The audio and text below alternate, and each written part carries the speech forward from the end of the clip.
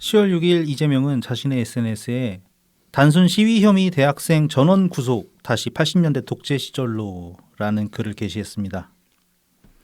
10월 4일 대학생 진보연합 회원 4명은 대통령의 연이은 특검 거부에 관해 대통령과 면담을 하기 위해 국방부 후문을 통해 대통령실로 진입하려다가 체포되었고, 이들을 체포한 용산경찰서는 법원에 구속영장을 신청했습니다.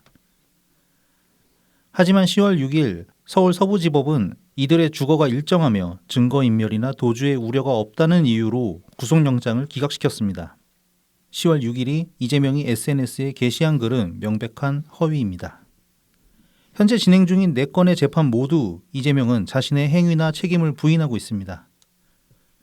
행위에 대한 적법함, 위중함을 다투는 것이 아니라 거짓과 진실을 두고 검찰과 공방을 벌이고 있는 상황입니다.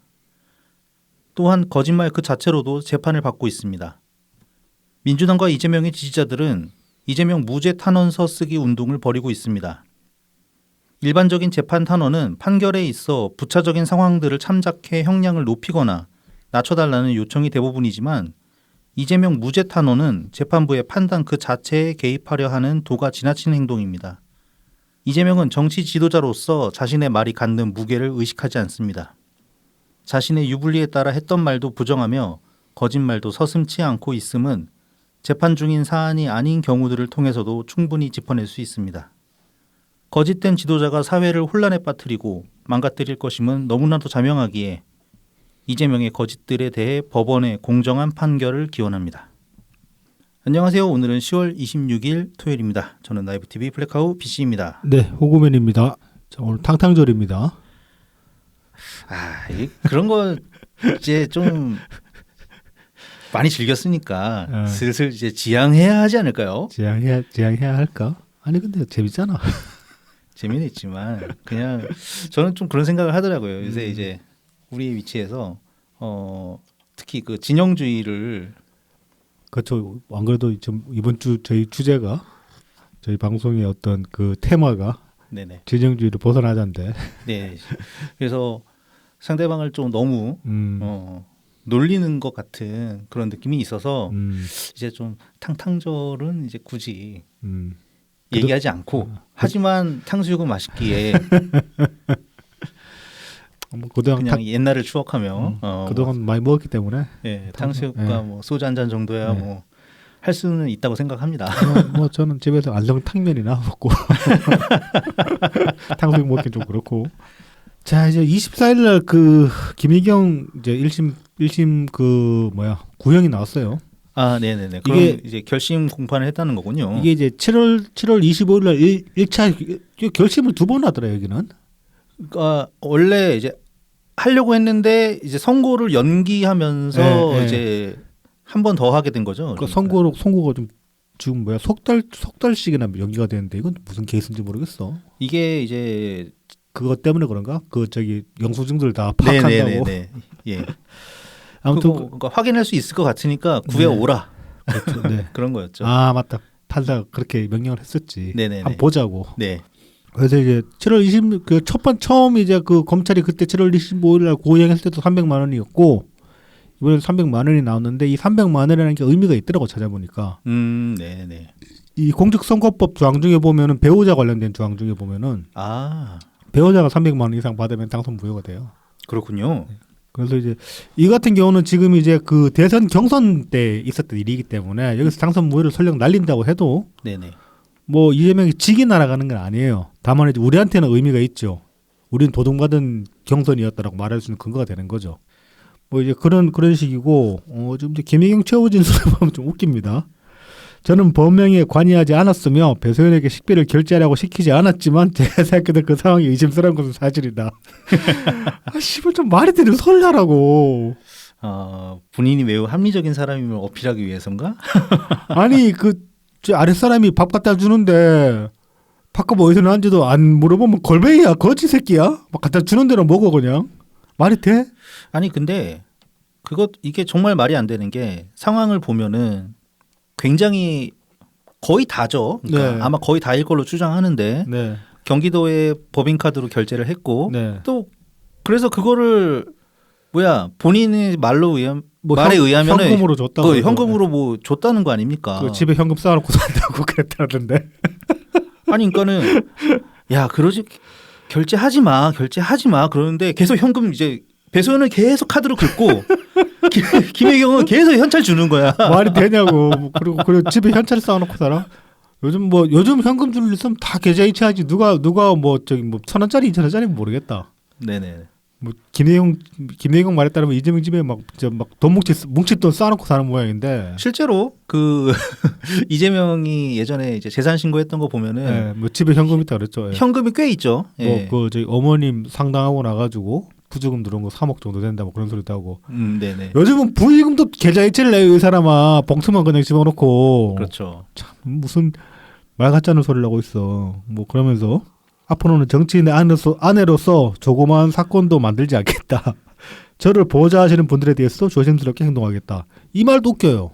김희영이 보호자 받을 위치입니까? 아니죠. 이 사람 공인 아니잖아. 그렇죠.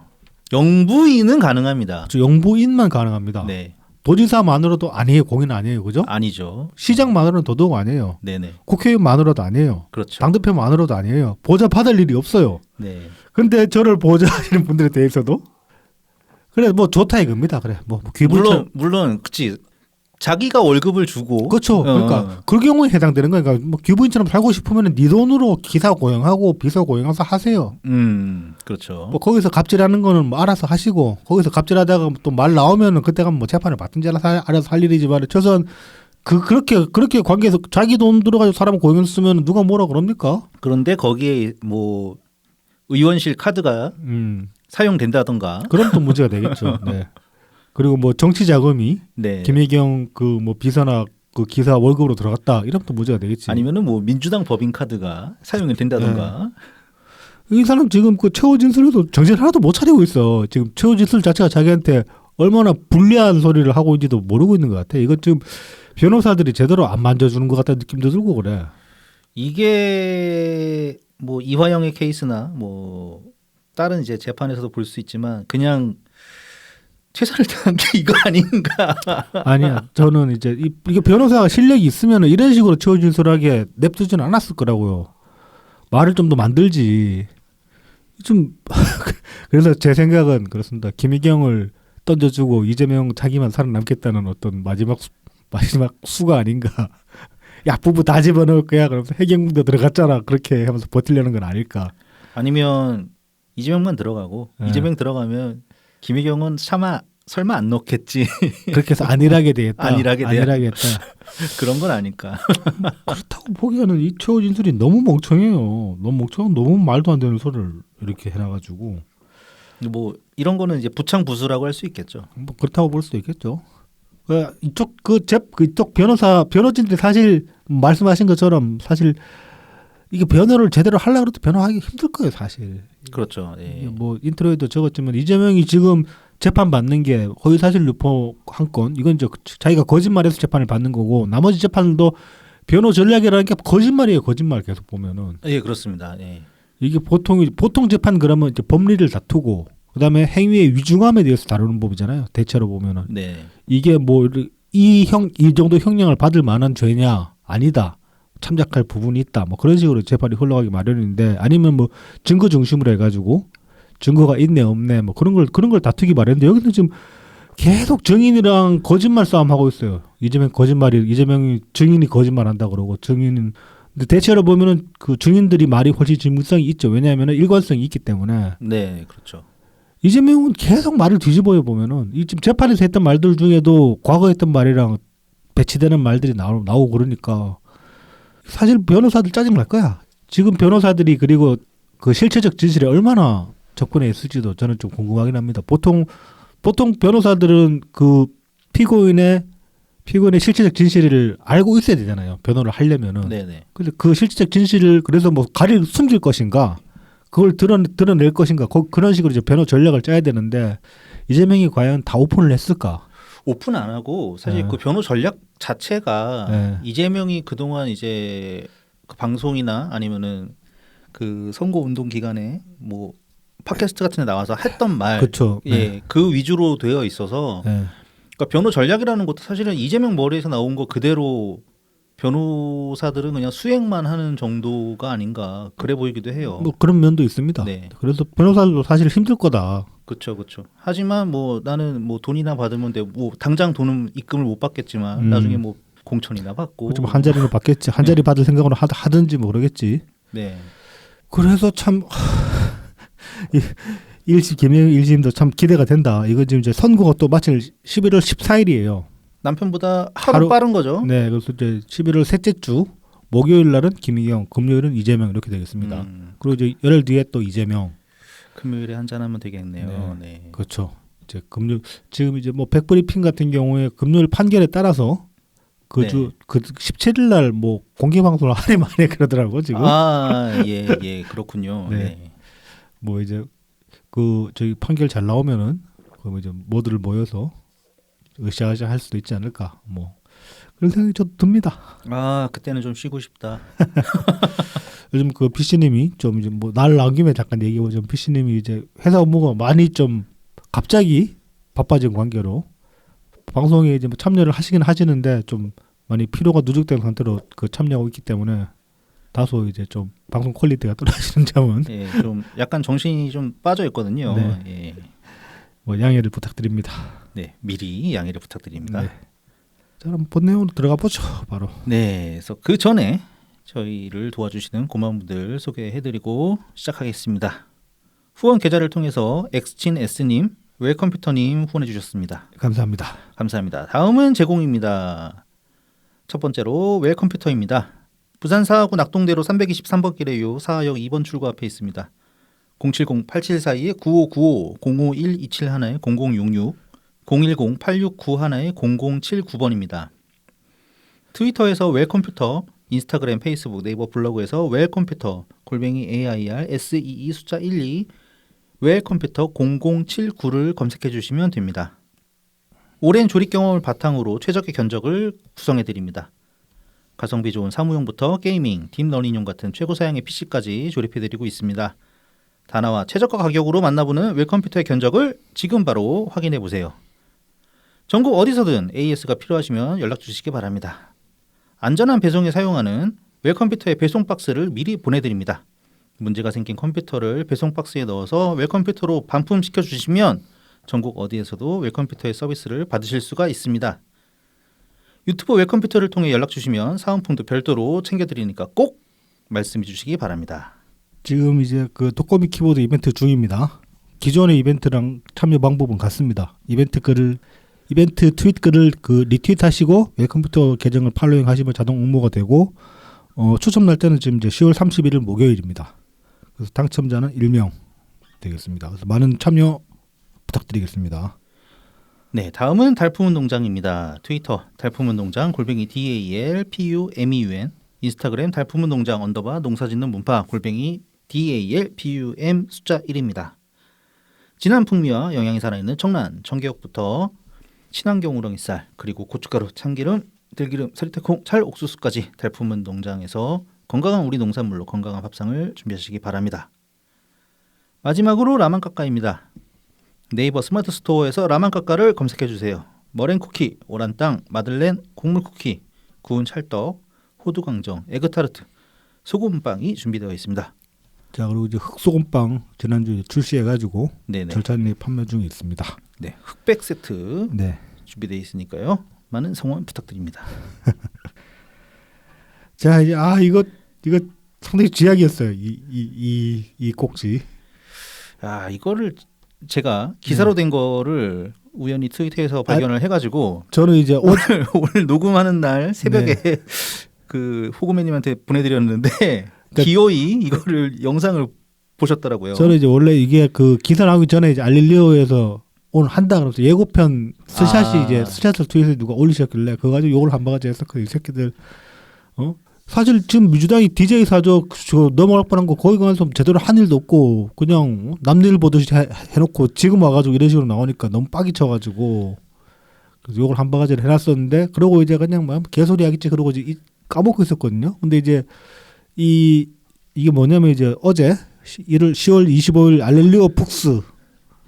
알릴리오 푹스라고 또 따로 있더라고. 아 채널을 따로 만들었나? 채널이 따로 있는 것 같더라고. 아니다. 그냥 코너인가 아무튼 이제 예, 그냥 코너가 네. 원래 처음에 알릴레오로 시작했다가 네. 나중에 뭐 이제 중간에 유시민이 이제 정치 평론 안 한다 뭐 이제 그러면서 이제 책만 소개하겠다 이지랄 하면서 그러면서 이제 알릴레오 북수가 된 거거든요. 예. 그래서 이제 번외편이라고 이제 나왔어요. 번외편 이제 김대중 육성회고록 편인데 출연자가 이재명입니다. 그래서 뭐 이재명과 함께 뭐 김대중 육성회고록을 뭐 읽어보겠다 그런 식으로 이제 뭐 이렇게 나와가지고 그냥 그런가 보다 했는데 기사 요약 기사 나온 거 보고 너무 빡이 쳐가지고 영상을 좀 찾아봤어요. 근데 이게 총 러닝 타임이 1시간 한 11분 정도 되거든요. 근데 꾸역꾸역 참고 절반 보다가 도저히 안 되겠더라고. 담배를 너무 많이 펴. 보는 동안 그래가지고 이거 도저히 못 보겠다고 이제 집어치웠는데 이거 그 가급 혹시나 호기심에 이거 보시려는 분들이 계시면은 절대 권하지 않습니다. 그 뭐 이렇게 보고 나면 이렇게 심각한 데미지 받는 그런 영상물들이 있거든요. 뭐 영화로 치면 인간지네라는 영화 알아요 혹시? 아, 네 알고 있습니다. 그 보고 나면 후유증 진짜 장난 아니거든. 저도 엄청 고통받았거든. 아 그랬군요. 거의 뭐 그런 영화급입니다. 너무 힘들어. 아 유시민 이재명 인간지네. 네네. 끔찍합니다. 아무튼 잘 어울리네요. 네, 그 급이기 때문에 잘 어울리네. 서로 서킹해주네. 알릴레오 북스 영상 보시는 건 절대 권하지 않습니다. 네. 호기심이라도 뭐 알고리즘에 뜨는 분들도 거의 없을 거예요. 우리 방송 보시는 분들은 그냥 그 요약된 기사 네. 정도로만 만족하시기 바랍니다. 지금 요약된 기사만 들으셔도 근데 충분히 네, 화가 납니다. 분노가 치밀 거기 때문에 그래서 기사를 요약한 걸 다시 요약을 해보면 이렇습니다. 이제 유시민이 이렇게 얘기합니다. DJ는 이제 군부 시절에 받은 탄압을 전부 용서했다. 그 전두환 용서하고 했으니까 그렇게 이제 운을 띄우니까 이재명이 과거에는 큰 정치인임을 보여주기 위한 정치적 언사가 아닐까 생각했던 게 한마디로 쇼였다는 거지. 쇼였다는 걸로 이제 네. 내가 옛날 생각했었다. 그런데 뭐 최근엔 그게 진심이었겠다 싶다. 직접 많이 당해보니까 진심이었겠구나 생각한다. 이게 뭔가 논리적인 연관성이 없어. 논리적인 연관성을 만들려고 하는 거죠. 여기서 지금. 그러니까 이게 저는 이거야말로 진짜 쇼잉이다. 왜냐하면은 옛날에 내 쇼라고 생각했는데 당해보니까 용서해야겠구나라는 생각이 든다. 맥락이 없어요. 예, 이상합니다. 이게. DJ가 왜 전두환을 용서했을까요? 저는 그때 이제 선고를 받았을 때, 네. 예, 선고를 받았을 때 그때 이미 그냥 김대중 대통령께서는 정말 내가 이렇게 죽을 수도 있겠구나라고 생각하시고 네. 모든 걸 내려놓으셨다고 생각을 하거든요. 네. 그때 약간 이제 종교적인 도움도 아마 많이 받으셨을 것 같고, 그리고 본인 자체가 그냥 그렇게 생각을 하신 것 같아요. 그때 당시에 이미. 그러니까 나중에 이제 정치인으로서 이제 대통령이 되기 위해서 뭐 이렇게 정치인의 생활을 계속 이어 나가면서 용서해야겠다고 결정하신 게 아니라 이미 그때 그 생각을 하셨다고 저는 생각을 하거든요. 저는 뭐 그때 이제 그 옥중에서 이렇게 그 판결 받고서 그 법정에서 김대중 전 대통령님께서 하셨던 말씀들 정확한 이제 문장은 다 기억 안 나지만 그때 이미 어느 정도 그렇게 될 것을 암시하고 있다. 뭐 이제 본인의 마음을 그렇게 추스렸다. 네, 그렇게 기억을 하는데 이재명 본인이 그러니까 모르겠어요. 그러니까 이게 그러니까 맥락이 없어 진짜. 맥락이 없어요. 네, 그 다음에 그러면 이렇게 말을 하고 뒤에 이제 왜 그렇게 마음을 바뀌었는지 설명을 해야 되는데 그래서 저 이거 찾아보려고 영상 봤는데 제대로 설명하는 게 없어요. 그래서 이 새끼 정말 욕을 한 바가지로 했는데 예전에 이제 제가 이제 방송에서 그 지도자의 관점과 지지자의 관점 그런 말씀을 많이 드린 적 있잖아요. 네네네. DJ가 전두환 용서한 것도 그 관점이에요. 결국 전두환이 하나의 진영이에요. 우리나라 정치 구도에서. 그랬죠. 예. 그래서 그 전두환을 죽여버리면 사형시켜도 문제가 없습니다. 법적으로는. 그 내란 뭐제 쿠데타 주범인데 그리고 광주 학살 주범인데 사형시켜도 되죠. 근데 진영의 일부기 전두환 자체가 진영이기 때문에 전두환을 그렇게 적법한 절차를 통해서 처벌을 한다고 해도 국민 전체 중에 일부는 그걸 제대로 받아들이지 못하는 거죠. 그럼 지도자의 관점에서 가장 중요한 건 전에도 말씀드렸지만 정의가 아닙니다. 조직이 분열되지 않는 거죠. 집단이 분열되지 않는 거죠. 네네. 그 관점으로 저는 보신 거라고 생각하거든요. 예, 그럴 것 같습니다. 그리고 전직 대통령이잖아요. 또. 그렇죠. 예. 뭐 지금 대통령은 아니지만은 그러니까 대통령 지금 대통령 대우는 날아갔잖아. 예, 법적으로 날아갔죠. 이제 날아갔는데 어쨌든 역사적으로 봤을 때 어쨌든 대통령을 했었다. 그렇죠. 뭐 이런 거 네. 이제 몇 대 대통령이었다. 뭐 이런 어떤 기록은 남아 있으니까 그렇죠. 역사의 일부로서도 생각을 하셨던 것 같아요. 예. 그리고 이제 김영삼은 전두환을 사면할 수 없습니다. 그러니까 다른 관점으로 더 보면은 그리고 전두환을 사면할 수 있는 위치에 있는 거의 유일한 사람이 DJ이기도 했어요. 네네네. 내가 용서한다 그래 버리면은 다른 사람들이 뭐라고 할 수가 없는 거예요. 왜냐하면 가장 큰 피해를 받은 장본인이기 때문에. 그렇죠. 그래서 그런 면에서도 DJ께서 그 지도자적 관점으로서 그 말하자면 저는 그것도 상당히 어떤 짐을 짊어지고 내리신 판단의 그 결정이라고 생각하거든요. 이거 하면 정치적으로 손해 보죠. 광주에서 들고 일어나지 당연히 어떻게 저런 새끼한테 그럴 수 있냐고 그렇게 말한 것도 당연하지만은 그래도 DJ니까 그런 결정을 할 수가 있는 거라고요. 이게 뭐 그러니까 김영삼도 못하고 김영삼은 실제로 하나에 때려잡았으니까. 그러니까 김영삼은 또 이제 김영삼 나름의 역할이 있었던 거고 그렇긴 한데 아무튼 이제 그러니까 정도의 차이가 있죠. 네. 김영삼 전 대통령은 뭐 가택연금이랑 뭐 이제 이런 식으로 그런 정도까지의 정치 탄압을 받았지만 김대중 전 대통령 같은 경우는 정말 목숨이 왔다 갔다 그렇죠. 했잖아요. 몇 번은 뭐 실제로 이제 그 사법적으로 죽이려고 했었고 네. 그 전에도 이제 뭐 자객을 보낸다든지 뭐 이제 그런 식의 네네네네. 정치 테러도 시도를 하고 했었으니까 그래서 그런 점에서 보면 김대중 대통령님밖에 용서할 수 있는 사람이 없었다 그렇게도 볼 수 있는 거예요. 그러니까 이재명은 이 새끼는 진짜로 최근에는 진심이었겠다 싶다고 그 진심이 뭔데라고 물어보면 뭐 설명 못 한다니까. 그러니까요. 그러면서 갑자기 뭐 지금 이제 우리나라가 내전 상태로 가는 것 같다. 뭐 그래서 싸우는 정도가 아니라 제거하고 싶어한다. 지금 남말하듯이 이야기를 해 이거를 판정한다니까 보면은 영상 보면은 이거는 이제 그 약간 이제 그 왜곡된 건데 네. 본인의 속마음을 얘기한 거죠. 나 죽을 것 같다. 그러니까 나 죽을 것 같다. 혹은 지금 자기가 지금 저지르고 있는 행동을 그러니까 자기 고백을 하는 거예요. 이걸 어떻게 보면은. 근데 이제 방송을 보고 있으면 이거를 이제 나는 안 그러는데 세상이 그렇다라고 그런 식으로 얘기를 하거든. 네. 그래서 그 이제 전형적인 이제 이명박 때부터 이제 명명된 유체이탈 화법이죠. 이게 본인이 하던 짓 아닙니까? 그래서 돌아버릴 것 같아. 이 영상 보면 진짜 환장한다니까. 그러면서 이제 뭐 정치가 뒷골목 건달의 양아치 패싸움처럼 됐다. 에... 본인이 그렇게 했고 지금도 진행 중입니다. 지금 민주당이 이제 양아치 그룹이 됐잖아요. 그러니까 정치가 뒷골목 건달의 양아치 패싸움처럼 됐다라고 뭐 이 평가는 맞습니다. 근데 양아치 뒷골목 패싸움처럼 만든 게 이재명 본인인데 이거를 윤석열 대통령 때문이라고 딱 토스 때린 거지 이게. 이건 완전 그러니까 전두환이 정의사회 구현하겠다 그 소리나 마찬가지라니까. 이게 저희가 뭐 종종 이재명에 대해서 얘기했지만 정말 양아치스럽다. 이게 양아치다 이거. 양아치도 이런 양아치가 없어요. 이거 그리고 정말 일배스러운 거예요. 왜냐면 본인이 다 해놓고서는 쟤네 저거 양아치인데 막 이러는 거야. 그렇지. 적반하장. 적반하장입니다 정말. 적반하장도 이렇게 대놓고 뻔뻔하게 난 이명박도 이 정도는 아니었던 것 같거든요. 진짜로 윤석열 정권에서 이재명 죽이려고 마음 먹어서 했으면 옛날 그 전두환 때나 그 정권들처럼 마음 먹고 했으면은 벌써 했지 벌써. 까지 공구리 쳐서 이렇게 재판이 길어지지 않지. 그렇지. 그러면서 이제 뭐 상대를 제거하기 위해 없어도 지옥을 자기가 만들고 그 안에서 괴로워한다. 이게 고양이 쥐 생각하는 거죠.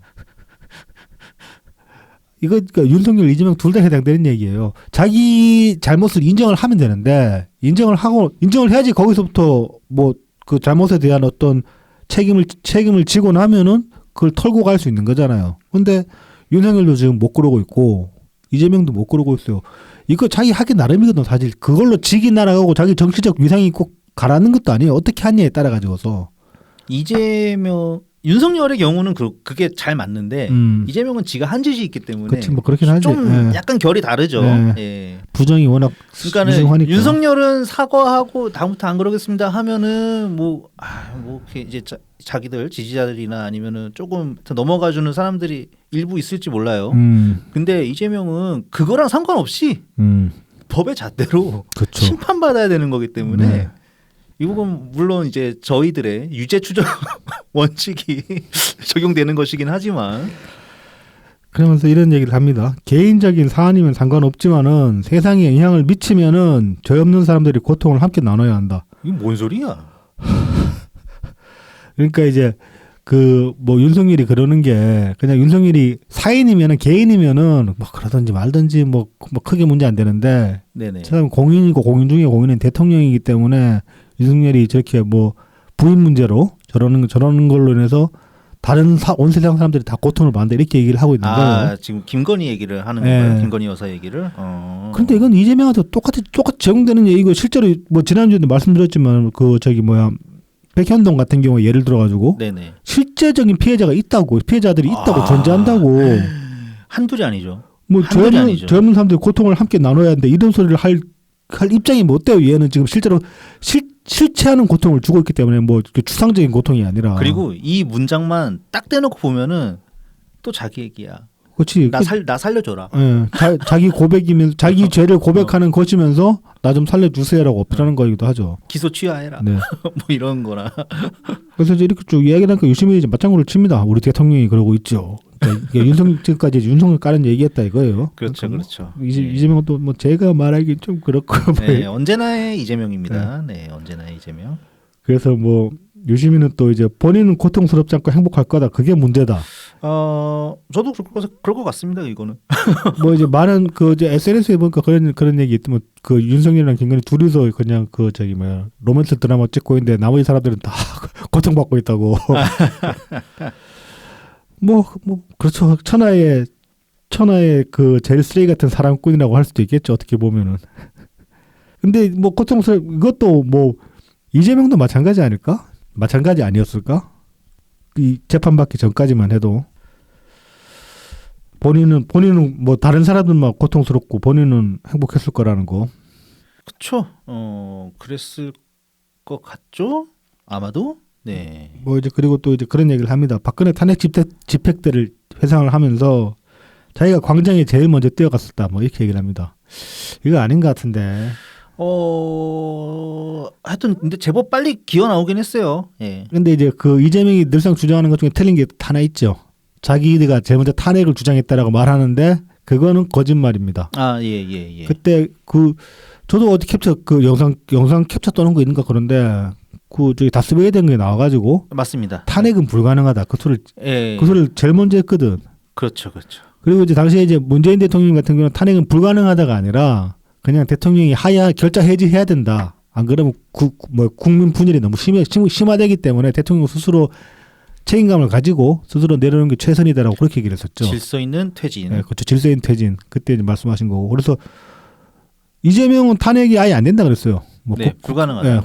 불가능하다. 그런 소리를 해놓고 그런 소리를 과거에 버젓이 했는데도 불구하고 몇 년 지나고 났더니만 자기가 제일 먼저 탄핵 주장했다 이렇게 얘기를 하고 있는 거야. 다스베에 대해서는 그렇게 얘기를 하고 그 다음에 이제 광화문 어디서 그 집회 끝나고 어디 그 구석에서 이렇게 사람들 좀 모아가지고 그 확성기인가 마이크 잡고 떠들 때 그때 뭐 탄핵 시켜야 된다 뭐 그런 얘기를 했던 것 같긴 해요. 그 송과약 사람들 모아놓고 한 얘기겠지. 그렇죠.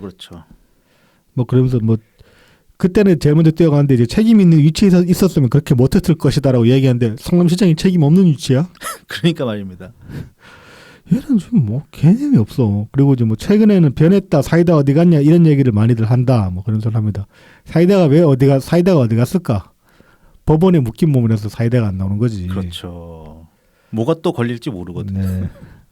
그러면서 이제 이 대목들이 진짜로 짜증이 나는데 분노가 이제 치밀었는데 김대중 전 대통령님을 이제 이렇게 얘기를 합니다. 산맥 같은 분이다. 오르기 힘들고 한눈에 파악이 안 된다. 이게 이제 이재명이 한 얘기인가요? 네. 아, 네네. 반면에 이제 노무현 전 대통령은 산맥에 떨어지 솟은 봉우리라고 생각한다. 뭐 여기까지는 이건 일반론입니다. 이런 얘기를 많이 했었기 때문에 네네. 저도 이런 비유를 어디서 봤더라 하면 어디서 본 듯한 비유거든요. 그러면서 이재명이 본인이 자기가 DJ를 닮았다고 주장을 합니다. 뭐 정책이나 삶의 여정이나 미세하지만 많이 닮아 있고 미세하지만 많이 네. 닮아 있고. 결국 제가 김대중 전 대통령의 길을 가게 될 것 같다라고 이렇게 얘기를 합니다. 이게 진짜 저도 이 부분에 화가 나서 네. 기사를 보내드렸던 거였죠. 그래서 유시민님 유시민 유시민 어쩌다가 이렇게까지 타락을 했냐? 원래 이런 인간이었나 진짜? 이런 인간인 것 같아요. 네. 그래서 뭐 이재명 대표님 나란 일 하시게 되면 밖에서 많이 힘넣어드리겠다 이런 소리를 합니다. 지금 이제 이 방송의 취지는 그거예요. 지금 이제 11월에 1심 선고가 쭈루룩 잡혀 있으니까 그거에 맞춰서 이재명 정치 탄압 프레임을 이제 과거 DJ에 실제 했던 정치 탄압 프레임과 등치시키려는 시도를 하는 거예요. 그렇죠, 그렇죠. 그러니까 좀 앞서 뭐 DJ 용서 그런 말씀 이야기 드리고 했었는데 이제 DJ께서는 실제로 정치 활동 중간에 정족들로부터 정치적 탄압을 실제로 받았단 말입니다. 그리고 지금 이재명이 똑같이 받고 있다. 라고 말을 하고 싶은 거죠. 하고 싶으니 그러니까 그 사람들아 좀 모여서 법원에 압력 좀 넣자 이런 거겠죠. 김대중 대통령이 무슨 대장동 개발해서 노벨상 받았나? 말이 되는 소리를 해야지. 이거 참 진짜 이건 사실 제정신 박힌 민주당원이면 이런 소리 하면 들고 일어나야 되는 거 아닙니까? 그러니까 지금 민주당이 제정신 박힌 민주당원이 거의 없다는 소리지. 눈에 많이 이제 가려졌죠. 예. 아무리 윤석열이 개쓰레기라고 쳐도 이런 새끼를 당대표라고 대선 주자라고 모셔요. 지금 김대중 대통령이 이렇게까지 욕보였는데 이제 참 어디까지 썩어 문드러져야지 끝이 날라는지 참 바닥이 안 보입니다. 바닥이 안 보여. 네. 이게 끝날 때까지 끝난 게 아니라고. 네. 정말 끝나도 사실은 오래 갈 겁니다. 끝나도 오래 가겠죠. 이게 사람들이 이제 인지 부조화에 뭐 본전 생각하고 하다 보면은 뭐 자기는 안 틀렸다라고 막 끝까지 우기는 사람들이 다들 우길 거기 때문에 그렇습니다. 뭐 그때는 그럴 수밖에 없다 뭐 그런 소리 하고 할 거고 하기 때문에 근데 진짜 이거는 진짜 너무하잖아. 어떻게 자기 그 시장질을 하면서 개발업자들이랑 붙어먹은 그거를 가지고 김대중 대통령이 진짜 누명 쓰고 사형 선고받고 있던 그 시절을 거기다가 겹치려고 하냐고. 근데 그걸 또 맞장구 쳐주고 있는 거 유시민 이 인간은.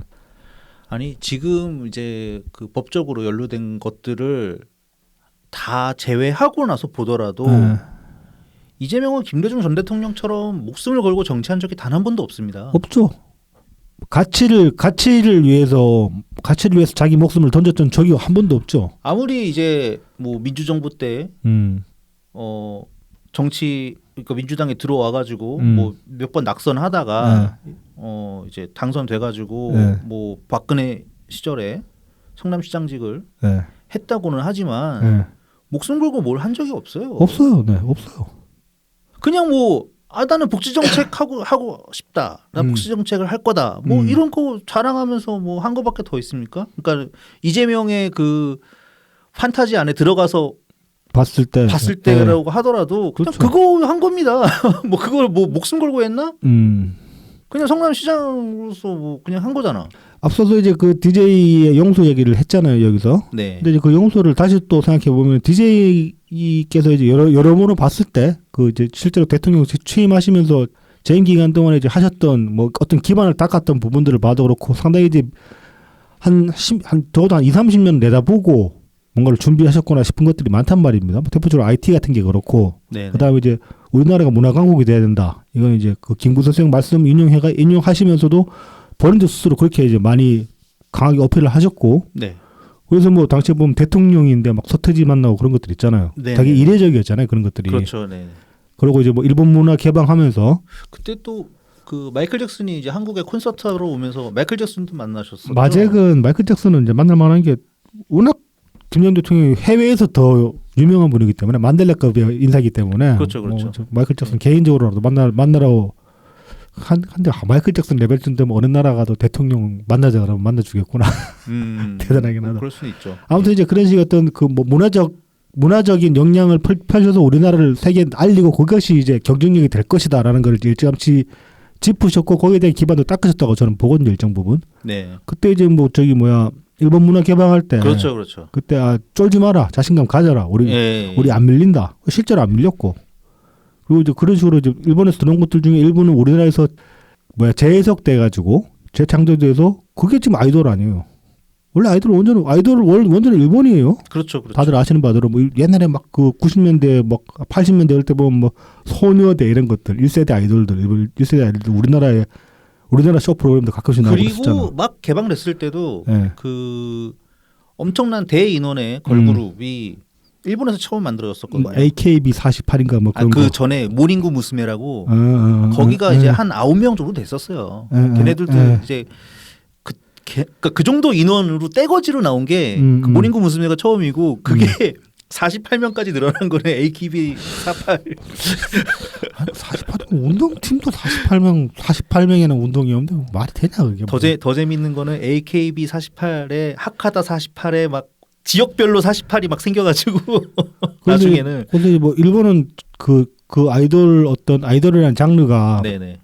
일본 내에서 이제 확고한 장르로 자리 잡으면서 되게 이렇게 세분화됐거든요. 네. 그래서 이제 그쪽은 지하 아이돌 판도 있고 이를테면은 그러니까 마이너 리그죠 말하자면은 지하 아이돌 판도 있고 데스메탈 아이돌도 있어요. 데스메탈 밴드인데 4인조 이렇게 아이돌처럼 생긴 여자애 4명이 나오는데 데스메탈을 해. 저는 베이비메탈을 넣은 거예요. 데스메탈 아이돌. 그러니까 데스메탈도 있구나. 그쪽 장르도. 뭐 아무튼 그런 식으로 온갖 데 다 아이돌을 갖다 붙여는 그런 식으로 가지만은 정작 국제적으로 인정받는 아이돌을 못 만들었단 말이지. 근데 우리는 이제 그 문화를 받아들여서 이수만이를 그걸 캐치를 해가지고 뭐 H.O.T 만들고 그랬던 거란 말이야. 우리나라 1세대 아이돌이 그런 식으로 나온 거라고. 그러니까 일본에서 분명히 차용형 부분이 있는데 한 20년 지났더니만은 원판을 훨씬 능가했잖아. 지금 같은 경우는. 그렇죠. 그런 것들이 어떻게 보면 김대중 대통령이 내다보신 어떤 해안인 그러니까 비전을 제시한 것도 제시한 면도 있단 말입니다. 그래서 이제 여러분 봤을 때 정말 지도자다운 지도자였다라고 할 수 있는데 이재명이 그런 게 어디 있어요 세상에. 이재명한테 이렇게 지가 대장동 개발하다 깜빵 가는 것도 예측 못하는 놈인데 그래서 이거 갖다 붙이는 거 진짜로 이제 저는 민주당원들이고 사실 저는 뭐 김대중 대통령에 대해서 그렇게 큰 엄청난 존경심이나 애착심을 가지고 있지는 않습니다 사실. 제가 제일 좋아하는 대통령은 노무현 대통령이고 뭐 그런데도 이거 보면 진짜로 막 속이 뒤집어지거든요. 어떻게 근데 지금 민주당원들은 어떻게 이거를 받아들일 수 있나? 나는 이해가 안 되네 도저히. 뭐 그렇게 그냥 역사의 물결에 실려서 그냥 넘어가야지 뭐.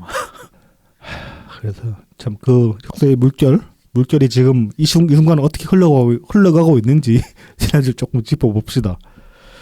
이제 국감이 계속 진행이 되고 있는데 이 과방위가 아주 개판도 이런 개판이 없어요. 이거 보면 이것도 관련 뉴스 영상 찾아보면 장난 아닌데 이제 10월 24일 날 기사를 하나 봅시다. 싸움판 땡 과방위 국감장 야 위증 불출석 11명 고발이라는 제목의 기사입니다.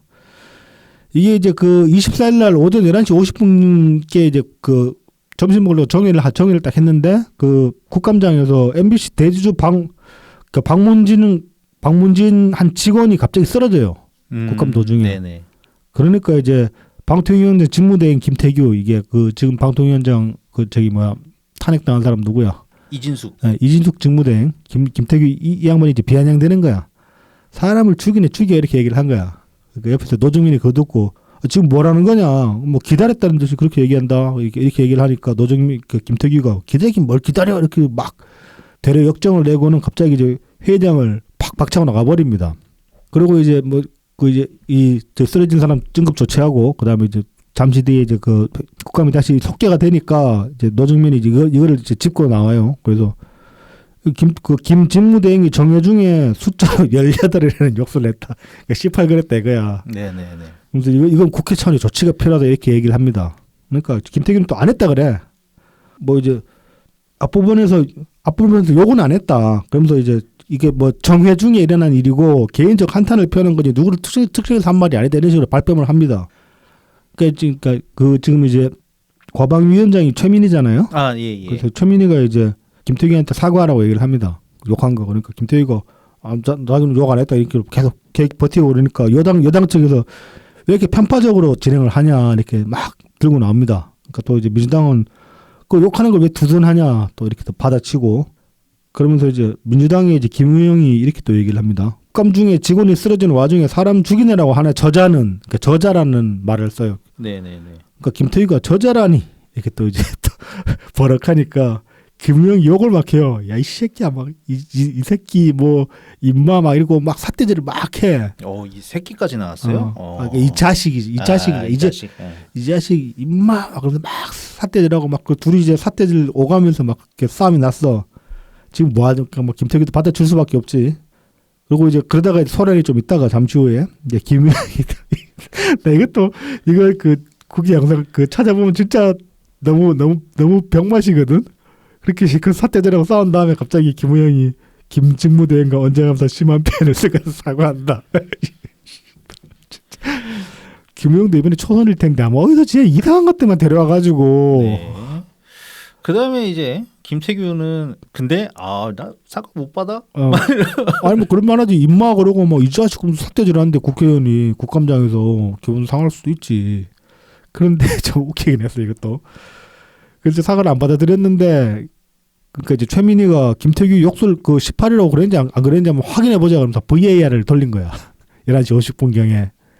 그 이제 국감장 녹화가 다 되고 있으니까. 네, 그렇죠. VAR 돌려보니까 김태균가 정말 18 거렸네 또. 확인이 된 거야. 그러니까 김태균가 이 빼박이잖아. 그러니까 또 갑자기 또 속이고 들어가 표현이 부적절했던 것 자체를 인정하고 유감. 근데 뭐 이 유감이라는 표현 좀 안 썼으면 좋겠어요. 미안하다 그래. 뭐 송구스럽다, 죄송하다, 뭐 부끄럽다, 뭐 이렇게 얘기를 해야지. 뭐 유감이야.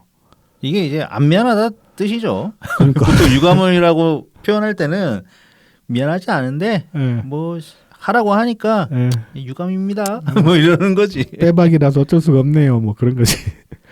그러면서 뭐 개인적으로 한 말이고 뭐 누군가를 특정한 게 아니다. 또 이제 같은 소리를 합니다. 차라리 취임새라 그러지.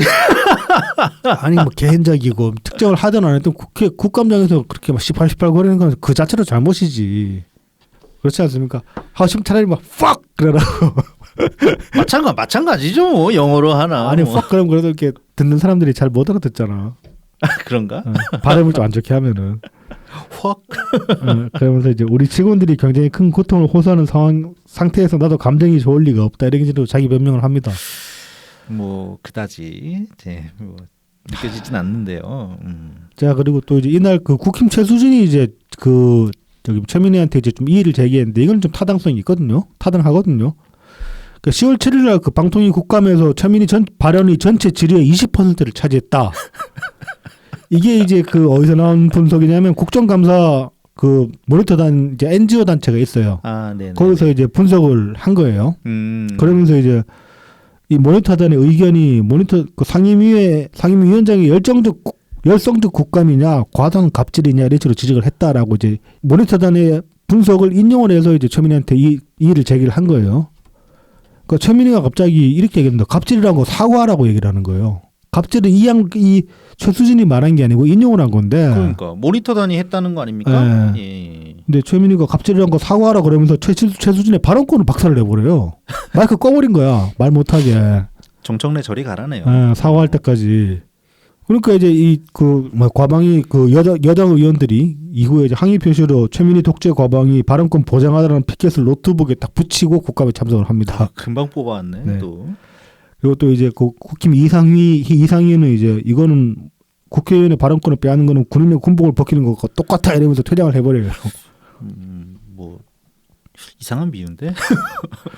뭐 군인은 총을 뺏는 게 더 적절하지 않을까? 차라리 그게 더 네. 그럴싸한 것 같은데. 모든 거 옷을 벗기는 게 좀 뭐 로면 자기 취향인가? 네. 자 그러면서 이제 또 24일 날또 최민희가 이런 소리를 냈습니다. 그 21일 날 이 그 뭐 국감 참고인으로 SM그룹 회장 오현 이 양반이 이제 참석을 하기로 돼 있었는데 이 양반이 21일 날 누님 상을 당합니다. 네네. 그래서 이제 24일 날이 발인 날이었다고 해요. 그래서 이제 그 발인 날이라서 참석을 못 한다 이렇게 이제 그래서 이제 불참을 했는데 원래 이제 이 사람이나 한 사람도 불참한 사람을 그 저기 뭐야 소환 통보를 하려고 했었거든요. 근데 이제 이 누님상 당했다는 걸 오호연 회장은 누님상 당했다는 걸 이제 뒤늦게 알게 돼가지고 이제 소환 통보를 일단 보류를 했는데 하면서 하는 얘기가 이제 이렇습니다. 뭐 오늘이 발인이었다고 한다. 새벽에 발인을 했으면 출석이 가능했을 것으로 보인다. 이건 뭐 로봇이야. 이 사람 뭐 진짜 바보 같은 소리를 한 게 진짜 가까운 데서 만약에 그러니까 요즘 이제 많이들 화장을 하니까 뭐 벽제를 가든 아니면은 이제 양재 쪽에 이제 서울시에서 운영하는 또 화장장이 있거든요. 거기를 가든 거기를 새로 생긴 데를 가도 거기 가서 이제 화장하고 그 다음에 이제 뭐 어디 가잖아 이제 모시러 가잖아요. 뭐 그쵸. 장지로 가잖아요. 아무리 가까운 데를 가도 못 옵니다. 예? 뭐 지방으로 멀리 뭐 고향으로 이렇게 내려가는 거 아니라고 해도 못 옵니다. 수도권 안에 해도. 그리고 설령 이제 가까운 데 했다고 칩시다. 그래도 그 저기 뭐야 형제 상당했는데 다른 그럼요. 것도 아니고 지금 여절한 거 아니에요. 보면은 이거 누님인데 뭐 나이 차이 얼마나 나겠어. 그렇죠. 이런 사람 그 멘탈은 생각 안 하고 아무리 그래도 그렇지 이거를 뭐 아니 무슨 발인하고 바로 오면 되는 거 아니야. 이딴 식으로 얘기를 하냐고. 이게 진짜 어이가 없습니다. 이건 뭐 이재명 재판 질질 끈 이유들을 보라지. 그딴 거라도 재판 질질 끌고 출석 안 하고 그러는데 상당한 거 가지고 이렇게까지 또 특집을 잡고 이제 볼면서 아니 합니다. 그리고 뭐 증인도 아니고 참고인이잖아. 참고인이지 증인이지 뭐. 증인이구나. 증인. 우의원 증인. 네. 아무튼 참고인이나 증인이나 뭐 국감은 그 사법적 구속력은 없잖아요. 그리고 불출석하면 소환 통보는 할 수 있는데. 그러니까 통보는 할 수 있는데. 벌금은 내는가? 불출석 소환 통보해도 그 불응하면 벌금까지는 낸다. 뭐 그럴 수는 있죠. 뭐 그 정도지. 뭐 그 정도인데. 네. 아니 그러니까 뭐 지네가 뭐 검찰이야 뭐야. 그러니까 뭐 대단한 진짜 뭐 어마어마한 뭐 힘을 갖고 아무튼 있는 뭐 줄 알아. 장지가 가깝고 그랬으면 오늘 뭐 지금 출석할 수도 있는 거 아니야 이런 식으로 얘기를 했어요. 미친 소리죠. 형제 상당한 사람인데. 아유 양귀비 다려 마시는 소리 하고 있네 진짜. 그래서 이제 뭐 여러모로 보면 지금 그 국감이 많이 권위가 떨어졌다 이런 식으로 최민희 스스로 이제 얘기를 한 그러니까 이런 식의 이제 불참석이 이어지면서 뭐 국회하기를 우습게 하냐 그런 식의 얘기도 이제 민주당 측에서 나오고 그러는데 정작 권위를 떨어뜨린 거는 자기들 본인이에요. 본인들이 처신을 개판을 해서 그런 면이 있다고. 뉴진스 사진 찍으라고 네. 그러면서. 자 그래서 이제 관련해서 보면은 이런 게 있습니다. 10월 21일 날 서민민생대책위라는 이제 시민단체가 최민희를 고발을 했어요. 직권남용 및 직무유기로 지금 이제 서울지방경찰청에 이제 고발을 했습니다. 이제 이 고발을 내용을 보면은 뭐 최민희가 환노위에 면담을 요청해 별도로 한이를 만난 것은 특권을 이용한 직권남용이다. 그리고 이 다음이 좀 골 때리는데 야당 간사인 김현 민주당 의원에게 거방위 회의 진행을 맡기고 자리를 떠난 후 한이를 만났다는 여당 의원의 문제 제기가 사실이라면 직무유기에 해당한다. 또 김현한테 맡기냐? 뭐, 둘이 영혼의 단짝이야 진짜. 친구한테 맡겨야지. 근데 원래 이제 위원장이 잠깐 자리를 비워야 되는 상황이 되면은 그러면은 이제 간사한테 맡기는 걸걸요. 예. 근데 문제는 그거죠. 이게 좀 자리 비울 만한 일이 아니잖아. 그렇죠. 일단 그거고. 네. 물론 이것도 좀 유명한 장면이었죠. 지난주에 유명한 장면이었는데 사진 찍은 거. 예, 사진 찍으러 가고 뭐 그다음에 이제 환노위 그러니까 참고인 대기실 있는 데까지 가서 네. 예, 만나고 왔다는 건데 그때가 이제 회의 중이었냐 네. 아니면 정회 중이었냐 네. 이제 최민희는 정회 중이었다라고 라고 주장을 하는데 네, 주장하고 있고 국힘 측에서는 아니다라고 얘기를 하는 그렇죠. 거죠. 네, 아니라고 하는 거죠. 이제 한인 이야기 나왔으니까 지난주에 하려다가 좀 이제 말았는데 잠깐 얘기를 해보자면은 저는 개인적으로는 좀 못마땅했어요. 저 양반이 무슨 저렇게까지 보호를 받아야 될 위치인가 스스로를 지킬 수 있는 힘을 이미 가지고 있지 않나 그런 생각을 했었기 때문에 뭐 근데 그럼에도 불구하고 이 환노위에서 이제 뭐 사내 괴롭힘에 관해서 이제 얘기를 하려고 나온 거잖아요. 환노위에 네네. 섭외한 것 자체가 충분히 의미가 있을 수 있다고 생각해요. 이걸 이제 국회에서 어떻게 다루느냐에 따라 가지고서. 아 맞습니다. 왜냐하면 이렇게 사내 괴롭힘 문제 같은 거를 지금 국감 중에 환노위에서 다룬다고 해도 일반인들 불러가지고 다루면은 큰 이슈가 되기가 어려울 거예요. 상대적으로 주목하기가 힘든 면이 있을 거라고. 근데 뉴진스 멤버니까 주목도가 확 올라갈 수밖에 없잖아요. 네네. 그래서 이걸 통해 가지고 그러니까 지금 여기 뭐야 여기가 어디야? 그 회사 이름 뭐야? 지금 분쟁 중인 회사 있잖아. 하이브. 네, 하이브랑 지금 분쟁 중이잖아. 어도랑 분쟁 중이잖아. 네네. 이 문제에 국한시키지 않고 이게 사내 괴롭힘 문제에 관한 전반적인 어떤 환기를 주는 그런 식으로 이렇게 이 소환을 확장시켜서 국회에서 소환을 해냈다면은 충분히 의의가 있었다고 보거든요. 그래서 뭐 이제 개인적으로는 뭐 불러온 게 못마땅한 면이 있지만은 그럼에도 불구하고 국회에서 어떻게 해내에 따라서 충분히 의미 있게 만들 수 있었는데 이거를 그냥 가십거리로 만들어 버렸고 거기에 1등 공신이 최민희라고. 그렇죠. 그 들어오는 국회 들어오는 문 앞에서부터 이질하라고 있으니까 거꾸로 폰카 들고 그게 뭐냐 거방위원장이나 되는 인간이 그게 뭐 하는 짓이냐고. 그리고 막 회의 중간에 빠져나와가지고 따로 만나고 오질 않나. 그러고는 자기 개인 사생활이다 그런 식으로 얘기를 하질 않나. 개인 사생활이라는 변명이 너무 웃기죠. 예. 사생활은 퇴근해가지고 뭐 뉴진스 콘서트를 가시든 뉴진스 뭐 팝업 스토어를 가시든 그건 우리가 알 바 아니지. 그게 사생활이지. 국회에서 일하는 건 사생활이 아니죠. 그러니까 말입니다. 그래서 뭐 이게 뭐 후속 기사로 그런 것들도 있어요. 오마이 같은 데서 다른 거 보면 이제 그 일반 그 지금 노동 그 분규 현장에 있는 분들 있잖아요. 네네. 그런 분들이 이제 한이 이야기에 붙어가지고 일종의 약간은 이제 상실감 같은 거 느낀다고. 나도 저 자리에 나가서 이야기하고 할 수 있는 이야기가 많은데도 불구하고 나는 못 가는데 간다. 그거 충분히 해볼 만한 얘기입니다, 사실. 네네네. 뭐 이제 뭐 한이가 뭐 50억을 벌었는데 그런 소리 하는데 그런 거 제껴놓더라도 그 양반은 시스템적으로 법적으로 충분히 쌓아볼 수 있어요, 회사랑. 그만한 힘은 있다고. 그래서 나는 솔직히 말하면 그 양반 문제는 국감에서 다루는 건 난 잘못됐다고 생각해요. 근데 이제 다시 말하자면 근데 그걸 가지고 어떻게 소화를 시켜가지고 이 문제 자체를 그러니까 직장 내 괴롭힘 문제 자체를 크게 부각시킬 수 있다면 충분히 의의가 있을 수 있었는데 국회에서 그걸 못했다. 그렇게 보는 거예요. 그래서 뭐 다시 말씀드리지만 그렇게 망친데 1등 공신이 최민희였다. 그래서 이제 결과적으로 보면 국회의 위신을 심각하게 실추시켰다. 그렇게 볼 수 있는 거예요. 자, 그리고 또 이제 국힘에서 지금 그 최민희를 윤리위에 징계해버렸어요. 국회 윤리위에 징계안을 제출을 냈고 이건 이제 그겁니다. 앞서 말씀드린 최수진 그 발언권 박탈. 네네. 그리고 이제 그거 이어가지고 또 이제 헌재에 지금 법률 검토를 요청을 했다고 합니다. 그래서 법률 검토 끝나는 대로 고발도 할 계획이다. 이렇게 얘기를 하고 있습니다.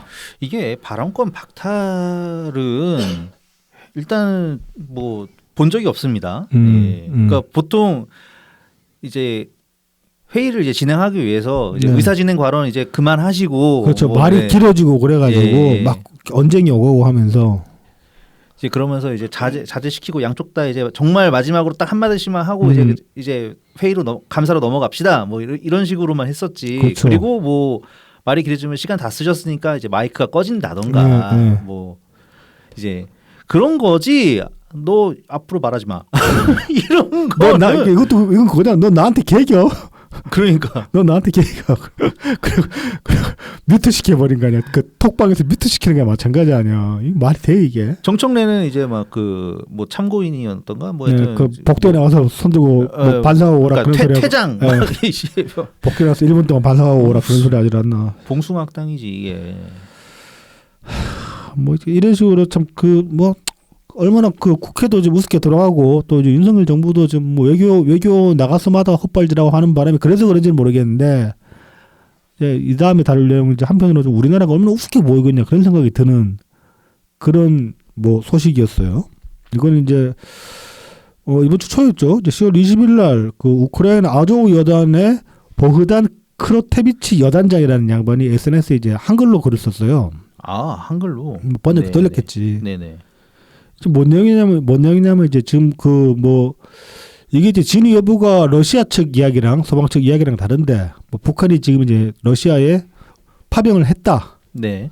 그렇게 이게 지금 거의 정설로 받아들여지고 있는데 그리고 저도 사실로 보이는데 근데 이제 뭐 우크라이나 측이 주장하는 것만큼 정말로 뭐 최정예를 보낸지 그건 모르겠어요, 솔직히. 뭐 그럼 근데 이제 아무튼 이 여단장 얘기는 그렇습니다. 북한은 가장 전투력이 강한 부대를 우크라이나에 보냈다. 그러니까 지금 이제 북한의 전력 공백이 생겼다는 거예요. 그래서 그만큼 그 이제 이 전력 공백이 있는 이때가 기회다. 남한은 지금 한국은 지금 북한 쳐가지고 통일을 시켜라. 전쟁해라. 이 소리를 SNS 쓴 거예요. 되게 한가하다. 예. 개념이 없지. 그러니까 개념도 없고 개념이 없다기보다 좀 뭐랄까 생각이 엄청 짧아. 네. 일단 이제 그 지금 파병은 거의 사실로 보이는데 지금 우크라이나 측에서 가짜 뉴스가 많이 나옵니다. 뭐 이를테면은 뭐 지금 북한군 포로 잡았다 그러면서 그러니까 러시아군이 북한군에 지급한 장비라면서 이렇게 군 장비 사진 올라오고 그런 게 있거든요. 네. 군복이랑 소총 같은 거. 근데 이제 그 뭐 어느 뭐 이렇게 기사에 있는 거 보면 이제 무기 전문가가 보기 가짜다 그렇게 얘기하는데 무기 전문가 아닌 내가 봐도 가짜가 티나더라. 그 비비탄 총이고 총. 아, 네네. 군복도 레플리카야. 그리고 무엇보다 이 패치에 보면 김일성이라고 적혀 있거든. 북한 국기 밑에. 네네. 미친 씨 말이 되는 소리를 해야지. 너무 유치한데. 뭐 이제 그런 식으로 하면서 북한군 잡았다 그런 뭐 그 저기 가짜 SNS에 가짜 글도 올라오고 있고 우크라이나 쪽에서. 네. 그리고 또 북한군 포로 사진이나 올라온 것도 있는데 보면은 말이 안 되는 게 포로 얼굴 영양 상태가 너무 좋아. 그러니까 뭐 뚱뚱한 건 아닌데. 네네. 북한군 평균의 얼굴이 아닙니다. 그리고 지금 이제 최정예라고 계속 주장하는데 북한 최정예 아니에요. 북한 최정예는 저희 평양에 다 있어요. 절대 안 빼. 그 친위대? 그 북한 돼지 친위대 그 결사 몸으로 떼어온 애들 있거든. 근데 거기가 최정예야. 북한 최정예. 그러겠죠. 예. 그리고 최고 존엄을 지켜야 뭐 하니까. 전투력이 가장 강한 부대를 보냈다는 거 이것도 말도 안 되는 소리고. 그리고 이 글을 쓴 이제 크로테비치 여단장 이 사람이 속해 있는 그 부대가 아조우 여단이라는 부대인데 이 부대가 문제가 많습니다. 여기가 이제 2014년에 창설이 됐거든요. 2014년. 네. 그리고 이제 그 2014년이 그 러시아랑 우크라이나랑 그 돈바스 전쟁 벌일 때였는데 이때 창설된 그쪽 지역 군벌이에요. 정식 군부대가 아니고. 네네네. 저기서 창설된 맞으면 그때 자경단처럼 처음에 들고 일어난 거야. 네. 군부로 들고 일어나 가지고 마리우폴 사수 작전을 정말 잘했어요. 얘들이 잘 싸웠어. 싸우기는 잘 싸웠고 그리고 지금 우크라이나 침공 이후에도 마리우폴을 거의 한 병력 수 한 100배 차이 나는데 2달 동안 막아냈거든. 그 싸움은 잘하는 애들이에요. 얘들이. 근데 문제는 뭐냐면 얘들이 네오나치예요. 처음부터 네오나치 집단으로 시작한 애들이야. 그리고 이제 이후에 우크라이나가 얘네들을 정식 그 자기들 군에 이제 소속을 시켜가지고 특수부대로 이제 만들었다고 하는데 그러면서 이제 그 외부 인력들이 많이 유입돼가지고 지금 네오나치들까지 옅어졌다고 주장을 하는데 제가 보기엔 사실이 아닙니다. 왜냐하면 최근까지 부대 마크가 그 저기 하킨 크로이츠 비슷한 마크예요. 마크였다가 그 SS 친위대 마크 생각나게 하던데. 그 독일군 하킨 크로이츠 비슷하게 하킨 크로이츠 이렇게 기울여놓은 하킨 크로이츠인데 그거 쓰다가 최근 들어가지고 이제 그 좀 문제가 된 지적 받으니까 지금 임시로 부대 마크를 바꿨는데 그 바꾼 부대 마크도 대외적으로만 쓰고 지들끼리는 옛날 그 나치 문양 옆으로 한 15도 꺾은 나치 문양 같은 그 마크 그대로 쓰고 있거든. 네. 얘네들 네오나치야 그냥. 이게 그 러시아가 우크라이나 쳐들어갈 때 명분 중에 그거 있었잖아요. 네오나치 이야기. 직접적으로 찍은 게 이 부대예요. 이 우크라이나 지금 네오나치가 장악하고 있다 그러면서 네네. 네오나치. 근데 문제는 이제 러시아도 똑같이 네오나치 용병 부대를 일선에 집어넣었다는 게 문제지. 그러니까 네오나치끼리 싸우는 거야. 골 때리게도. 골 때리네 진짜. 네. 그래서 이제 서방에서도 뭐 이렇게 이걸 뭐 네오나치 맞다 아니다 그런 식의 이제 이야기들이 기사들이 오갔는데 그런데 한 2021년 이후에 보도들 보면 전반적으로 뭐 워싱턴 포스트나 BBC도 그렇고 좀 지나고 나서는 다들 저 새끼 네오나치들 맞다. 그러고 이제 뭐 총평이 그렇습니다. 쟤네들 우크라이나 친구만 아니었으면은 없어지든지 없앴어야 하는 집단이다. 네, 뭐 그렇게 네. 얘기를 하고 있습니다. 그래서 상당히 좀 골 때리는 그런 저도 이제 SNS에 이 뻑큐 네오나치 그러고 한 번씩 적어뒀는데 한국이 전쟁하라 그러길래 네네. 그런 이제 이런 허접하고 뒤틀린 인간이 한국 보고 전쟁하라 이런 소리를 대놓고 합니다. 여단장이면은 직책은 낮은 직책은 아니거든. 그렇죠. 네네. 근데 한국이 얼마나 어떻게 보면 이런 소리를 하겠냐고. 자 이제 그런 반면에 좀 국내 여론은 어떠냐 잠깐 보자면 25일 날 이제 갤럽에서 여론조사 결과가 하나 나왔어요. 22일에서 24일 사이에 한 조사인데 한국 정부가 우크라이나에 이제 비군사적 지원만 해야 된다. 이게 66%. 그다음에 군사적 지원을 해야 된다가 13% 나왔어요. 그리고 네네. 어떤 지원도 하지 말아야 된다가 16% 나왔다고 합니다. 이게 이제 그 전쟁 발발 초기 22년 6월 이게 전쟁 발발하고 한 4개월 정도 지났을 때 이때 한 여론조사랑 비교해 보면은 이때는 비군사적 지원이 72%, 군사적 지원이 13%, 지원하지 말아야 된다가 6%였는데 지원하지 말아야 된다 비율이 지금 10%뛴 거예요. 네네. 이거 이 소리에서 그런 것 같아요. 그리고 이제 이거는 이 조사 같은 경우는 지금 이제 뭐 보통 보면은 어떤 정부의 어떤 일반적인 방향성이 반대하는 것 같은 거는 반대하거나 찬성하는 것 같은 건 지방에 따라서 좀 차이가 날 수 있잖아요. 네. 아니면 대통령 지지 기반에 대한 연령층에 따라서 차이가 날 수 있잖아. 근데 이거 같은 경우는 지금 뭐 그런 게 없다고 합니다. 대구에서 조사해도 비슷하게 나오고 네.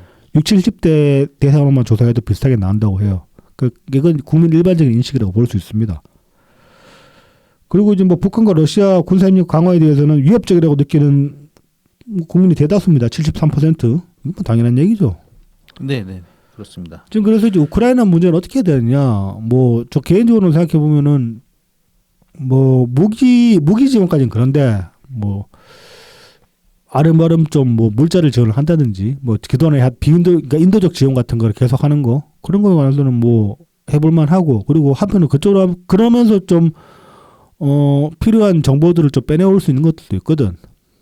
직접적인 뭐 그 러시아제 무기들의 어떤 스펙 같은 거라든지 그런 네네. 것들은 그래서 취할 건 취하고 뭐 좀 내줄 건 내주고 그러면 좋겠는데 이 정부가 그렇게 잘 할 수 있을까? 이거 이제 24일날 이데일리에서 이거 저기 뭐 국감장에서 스파이샷으로 찍어가지고 이제 보도된 내용이거든요. 이게 네.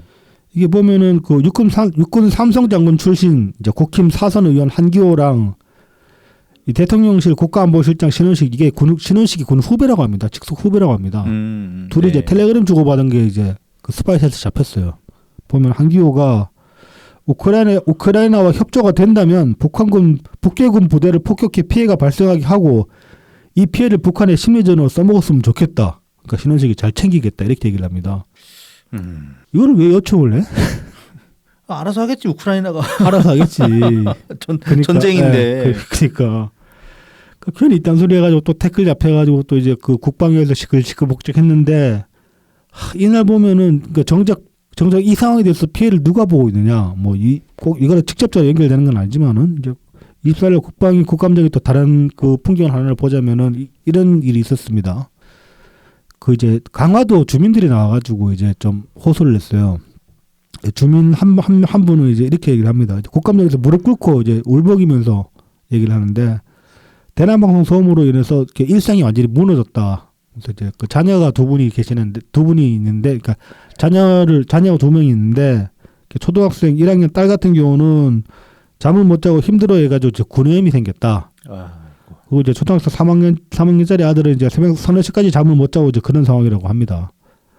그런데도 뭐 정부도 지자체도 뭐 아무것도 안 해주고 있다. 대책이 없다.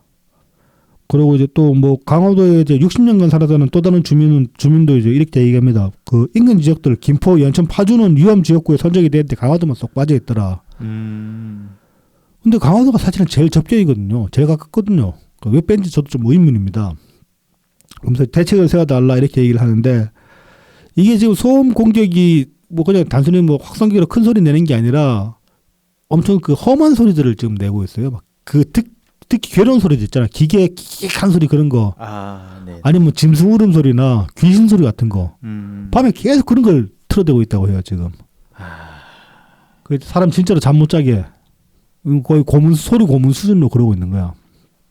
그러니까 이렇게 호소를 하니까 이제 그 국감장에 나온 국방부 차관이 뭐 이제 그 지역 주민분들께서 이제 말씀하신 대로 소음 관련 전문가를 현장에 보내서 같이 하는 것들을 저희 한번 그렇게 검토해서 그것들이 현장에서 이루어질 수 있도록 한번 방안을 찾고 조치를 하도록 하겠습니다.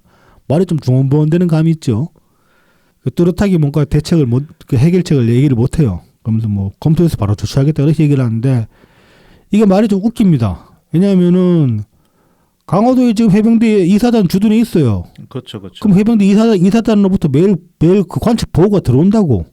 그럼 국방부까지 올라가요. 그 강화도 현장 실제 상황을 국방 차관이 몰랐다? 말이 안 됩니다. 알고 있었는데 방관을 그냥 내버려 둔 거예요. 이거는 100%예요. 이건 변명의 여지가 없어요. 근데 마치 국감장에서 처음 들었다는 듯이 이렇게 얘기한 건 말도 안 되는 소리야. 근데 북한이 지금 왜 이러고 있습니까? 이거 사실. 윤석열이 계속 그 강경책으로 나가서 그런 거 아니에요. 네, 그렇죠. 그 대북 부송 같은 거 제재 안 하고 하니까 북한의 탈북 단체들이 그 이상한 삐라 날리고 그러니까 지금 북한이 그러다가 지금 이제 확성기까지 간 거 아니에요, 지금.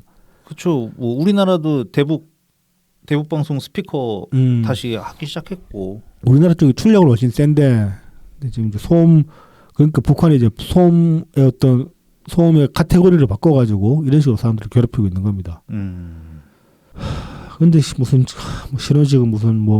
신호직이랑 국힘 장군조실이라는 인간은 무슨 우크라이나에 폭격 요청이라 그런 소리 나고 있고 강화도에 이렇게 실제로 피해보는 주민들이 있는데 모른 척 하다가 이제 국감에 나오니까 뭐 제대로 된 대책도 못 내놓고 이러고 있는 실정입니다 지금. 자국 국민을 먼저 지킬 생각을 해야지. 그러니까 군인 출신이라는 놈이 별도 3개씩이나 달아놓고. 그러니까 바꿔 말하면 또 이제 우리나라 지금 정치권이 이 모양이니까 그 우크라이나 그 네오나치 여단장 같은 새끼들이 만만하게 보고 들이대는 거야. 뭐 이제 뭐 가정이긴 합니다. 문재인 대통령 시절이었다면 이런 식 그 여단장이 그런 식으로 들이댈 수 있었을까? 우리가 그렇게 만만하게 보였을까? 그런 생각도 듭니다. 아무도 그 국제적인 위상이 다르잖아. 외교력에 의한 위상이 달랐을 테니까 함부로 그렇게 얘기는 못하지 않았을까 그런 생각도 해봅니다. 물론 뭐 그 우크라이나 여단장이라는 사람이 뭐 그렇게 정신이 똑바르게 박힌 사람은 아닌 것 같아서 그렇기는 합니다. 문재인 대통령 시절이었다고 하더라도 네. 장담은 못하겠네요. 근데 이제 문재인 대통령 시절에 그랬으면 이제 문파들한테 진짜 적어도 온라인상에서는 진짜 밝혀졌겠지. 네. 버킹 네오나치 그 맨션이 한 뭐 몇천 개, 만 개씩 달렸겠지. 그렇죠. 자, 이제 짜증나는 소리만 좀 했는데 뭐 이제 오랜만에 이낙연 대표님 이야기 좀 해봅시다. 어제 이제 서울대 행정대학원에서 그 오랜만에 공개 초청 강연을 하셨어요. 네네. 제목이 이제 복합위기 어떻게 할 것인가. 요 강의장이 대략 한 수용 인원이 130명 정도 되는 그런 이제 강의장이었고 뭐 이제 송악리에 꽉 찼습니다. 당연하게도. 그리고 이제 이낙연 총리가 어제 좀 그 컨디션이 안 좋으셔가지고 병원에서 그 수액 먹고 계시다가 그래서 어제 다른 약속들은 다 캔슬을 하셨는데 요걸 이제 강연은 뭐 빠질 수 없어가지고 나왔다 그렇게 이제 말씀을 하셨어요. 뭐 예, 좀 무리하셨나 봐요. 뭐 참석하신 분이 이제 그래서 걱정해서 강의가 나와서 여쭤보니까 뭐 그냥 좀 그 컨디션이 안 좋아서 그런 거다 그렇게 말씀을 하십니다. 그래서 이제 뭐 이제 전해간 얘기지만 연 대표님이 건강식품 같은 거 안 드신다고 그랬거든 예전에. 네네. 그 선거 때 최재형 위원장이랑 그 찍은 영상 보면은 뭐 홍삼인가 그런 거 이제 그 지지자분들이 많이 줄 거 아닙니까 당연히. 그 몸 챙기시라고. 근데 이제 그거 다 모아놨다가 이제 그냥 주변 사람한테 나눠준다. 본인은 그런 거 먹는 거 싫어한다. 드시는 거 싫어한다. 그런 말씀을 하셨는데 이제는 좀 생각을 바꾸셔야 될 것 같다. 이름도 넘어졌는데 그러니까 그런 거 이제 드셔보시면은 뭔가 좀 갑자기 확 올라가는 그런 게 있을 거라고. 그러니까 이제는 홍삼 같은 거 좀 챙겨 드시는 게 좋지 않을까. 아마 이제 여사님께서 잘 챙겨주시지 않을까. 아니면 여사님이 안 챙겨줘도 지지자분들이 또 알아서 왕창 보내시긴 할 텐데 네. 보내시는 것들을 그냥 주변인들한테 나눠주지 마시고 그러니까 본인 좀 챙겨 드셔라. 여사님이 하실 수 있는 게 이제 네. 드시게 만들지 않을까 그것을. 그러니까 이 관련해서 대표님 설득하려면 여사님한테 말씀을 드리는 게 나을 수도 있겠구나. 네. 좀 설득해야 된다고. 여사님이 잘 하실 거라고 생각합니다.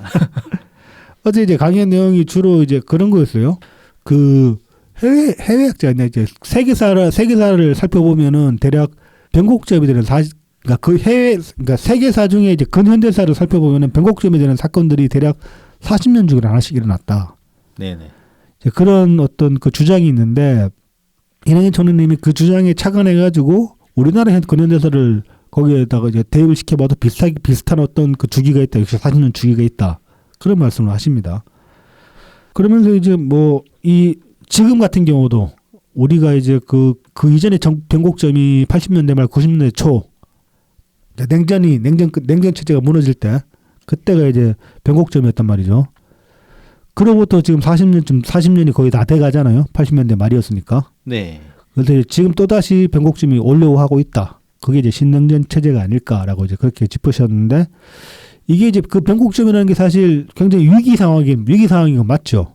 근데 위기이면서 또 기회일 수도 있는 거란 말이지. 그리고 그 이전의 변곡점 상황, 그러니까 80년대 말 90년대 초를 보면 그때는 우리한테 큰 기회가 됐었단 말이죠. 이제 그런 것들을 이제 말씀을 하시면서 지금 상황은 과연 그냥 위기로만 끝날 것인가, 이걸 어떻게 기회로 만들 것인가, 이제 거기에 관한 말씀들을 하신 거예요. 뭐 잠깐 보자면은 뭐 이제 국제 질서에 그러니까 우리나라 같은 경우는 국제 질서에 굉장히 큰 영향을 받는 국가다. 뭐 무역 의존도가 굉장히 높기 때문에 그런 것도 있고, 뭐 최근에는 70%까지 육박했다고 하니까 그만큼 내수가 많이 죽긴 죽었구나. 70%면 빡세긴 하다. 우리 보통 한 60%대 아니었나 무역 의존도가? 모르겠습니다. 저는 그냥 계속 비슷한 수준이 유지되고 있다고 그렇게 생각을 하는데요.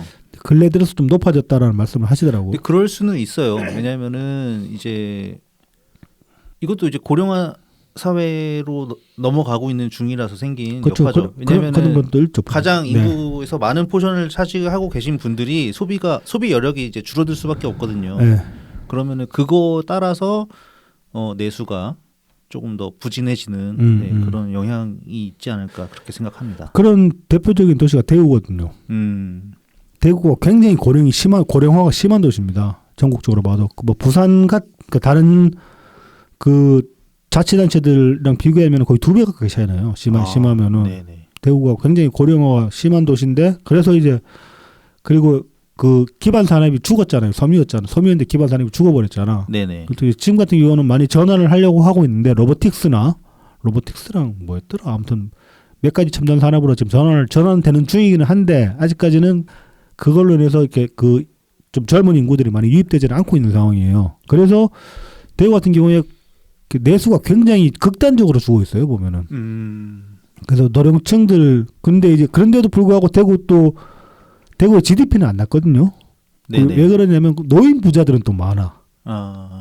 옛날에 잘 나가던 시절에 그때 한 30-40대 보내면서 한참 돈을 많이 벌어가지고 대구에 눌러앉고 있는 사람들 중에 돈 좀 있는 노인들이 많은 거야. 그런 사람들 대상으로 하는 어떤 자영업 같은 것들은 좀 발달해 있고 그런 상황이에요. 지금 대구가.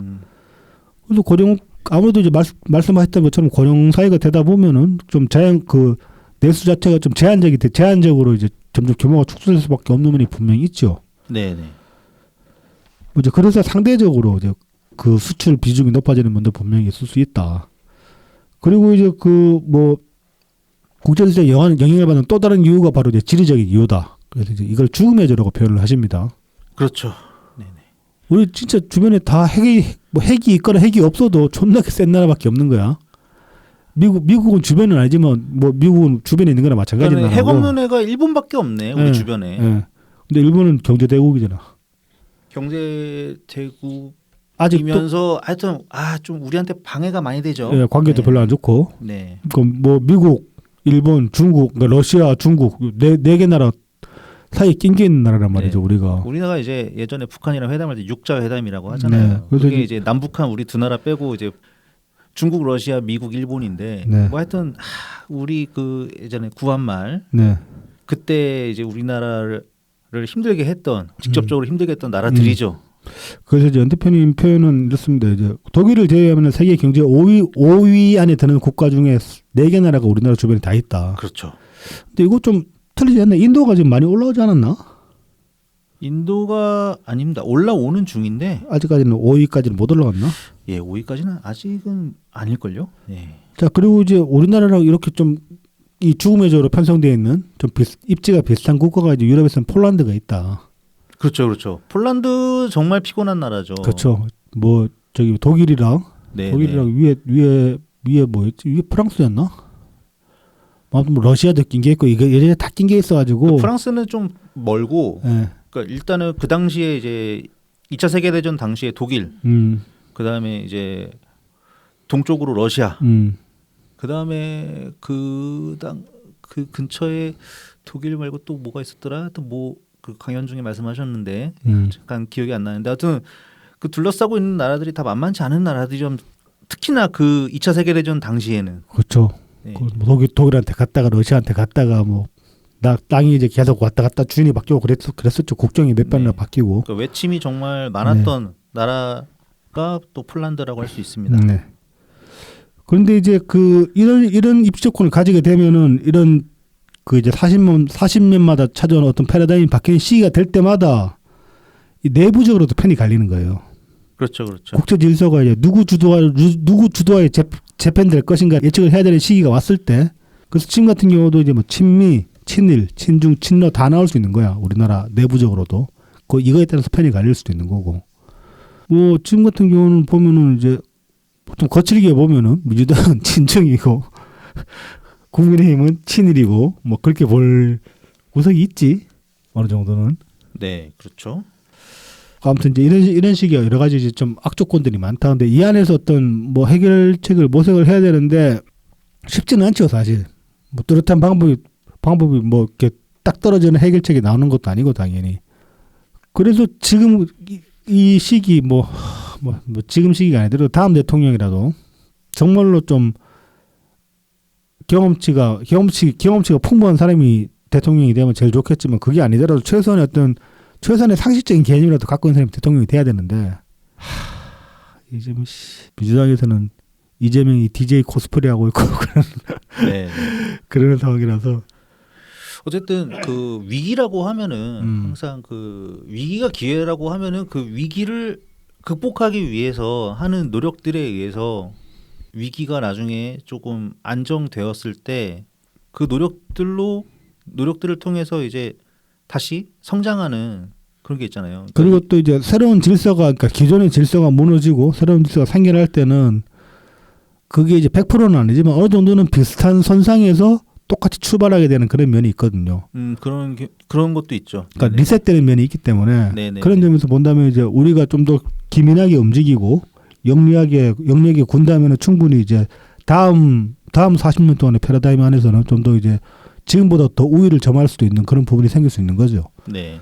그래서 정말 하기 나름인 건데 이게 참 지금 정치권에서 기대하기 굉장히 힘들다. 이게 이제 비극인 거죠, 말하자면은. 어쨌든 이번 난이도 만만치 않습니다. 많이 빡셉니다. 예. 근데 이제 이건 또 신냉전은 진짜 냉전보다 더 골 때리는 게 냉전 끝나고 나가지고 기존에 이제 냉전 때 대립했던 국가들끼리 다 경제적으로 좀 얽혀 있잖아요. 네.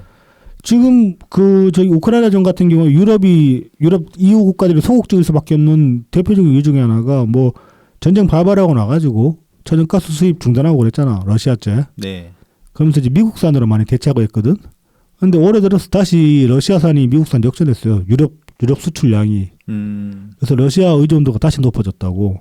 뭐 그런 식으로 경제적으로 어떤 식으로든 간에 얽혀 있기 때문에 다들 뭐 과거처럼 이렇게 극단적인 대립 양상으로 또 가긴 또 애매한 면이 있어요. 네네.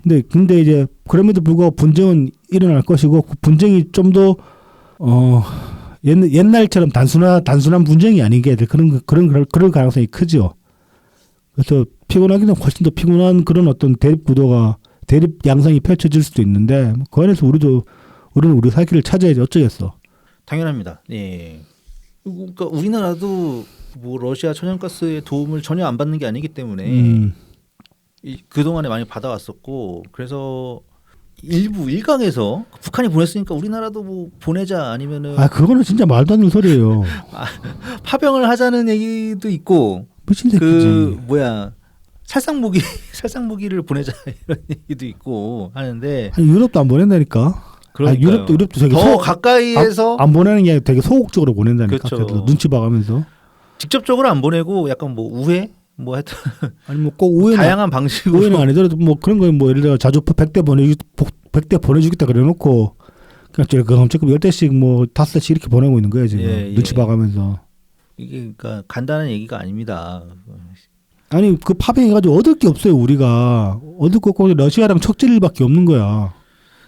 그렇죠. 네. 손해 볼 일이 더 명확하게 예상이 되기 때문에 난 거기다가 저 네오나치 새끼 때문에 지금 빈정상해가지고 그렇습니다. 네, 저처럼 오줌도 누기 싫어지더라고 저러니까. 그렇죠. 이게 그 저기 뭐 6.25 때 우리나라 같은 경우 보면은 항전 의지가 충만했기 때문에 국제사회에서 우리나라를 바라보는 시각, 우리나라를 바라볼 때는 저기 되게 찢어지게 가난하고 다들 굶어 죽게 생겼는데도 불구하고 끝까지 싸우려고 한다. 그런 항전 의지가 보였기 때문에 국제적으로 많이 도와준 면이 있었거든요. 근데 지금 러시아는 그런 것도 많이 사라졌어요. 보니까 장기화되면서 특히 뭐 탈영병도 많고 병역 기피자들도 많고 뭐 그러는 바람에 지금 뭐 징집 인원이 모자라다 그러는데 젊은 사람들이 다 나가 죽어서 그런 것도 아니에요. 개전 초기에 투입했던 병력들은 평균 연령대가 20대가 아니야. 30대를 대부분 집어넣었다고. 네. 그래서 그 젊은 애들 많거든. 근데 얘네들 다 군대 안 가려고 지금 뺏기치고 도망가고 그러는 상황이라고. 그런데 무슨 거기 그런 날에 우리나라 군대를 왜 보내 대체? 혹시 가면 네오나치들이랑 같이 뭐 싸우라고? 그리고 러시아가 오죽하면은 그 북한 지원 받겠어요. 러시아도 거기도 이제 병력 빼낼 만큼 다 빼냈거든. 징집할 만큼. 아, 그렇죠. 탈탈 털어가지고. 근데 이제 문제는 그거죠. 러시아가 그렇게 이제 북한이 파병을 하면 대가가 있어야 될 거 아니에요? 네네. 그러면서 이제 뭘 대가로 받을 거냐? 그게 이제 문제가 되는 거죠. 맞습니다. 네. 그런데 또 한편으로는 저는 또 그래도 큰 걱정은 안 하는 게 뭐 저는 이제 예전에도 얘기했지만 중국이나 러시아나 중국이나 북한이나 어떤 뭐 군사 기술을 원조를 받는다. 그래도 뭐 그렇게까지 크게 위협될 거라고 생각은 안 해요. 왜냐면 얘들은 그거를 제대로 양산할 기술이 없어요. 앞으로도 그럴 거야. 그 체제 하에서는 바뀌지가 않아. 뭐 이렇게 대비를 하는 건 좋은데 필요 이상으로 쫄 필요도 없다. 뭐 그런 생각은 합니다. 자 이제 뭐 이 강의한 내용은 아무튼 이런 식으로 근현대사를 중심으로 해가지고 국제사회의 역학관계가 변하는 것, 그러니까 주기적으로 변하고 있고 지금이 그 변곡점을 맞이했다. 그런 말씀을 하셨고 이후에 이제 질답 과정에서 요 대목이 이제 많이들 이제 언급을 하셨는데 이건 이제 진영의 포로가 되지 말자 이 말씀은 그 질답 이전에 강연 끝내시면서 마지막으로 이제 학생들한테 네네. 하셨던 말씀이고 여러분들이라도 진영의 포로가 되지 말았으면 좋겠다라고 말씀을 하셨고 그러면서 이제 탈진실의 시대라는 걸 언급을 하셨어요. 포스트 트루스. 이게 이제 우리도 방송에서 탈진실의 시대라고 딱 그 타이틀 그러니까 네이밍을 해서 말씀을 드린 적은 없지만 이 내용은 많이 숱하게 반복적으로 얘기를 했던 내용이죠. 네네. 그래서 탈진실이 뭐냐 하면은 그러니까 사실관계, 그러니까 진실보다 그냥 내 기분이 중요하다는 거예요. 옳고 그러면 상관없다. 그냥 내 마음에 드는 게 전부다. 나의 판타지. 네. 내 기분이 우선이다. 뭐 그러니까 세상을 향해서 외치는 말들이 있는데 다 답 적는 거야. 세상에 듣고 싶은 말만 들으려고 하는 거야. 그게 이제 김어준이 되기도 하고.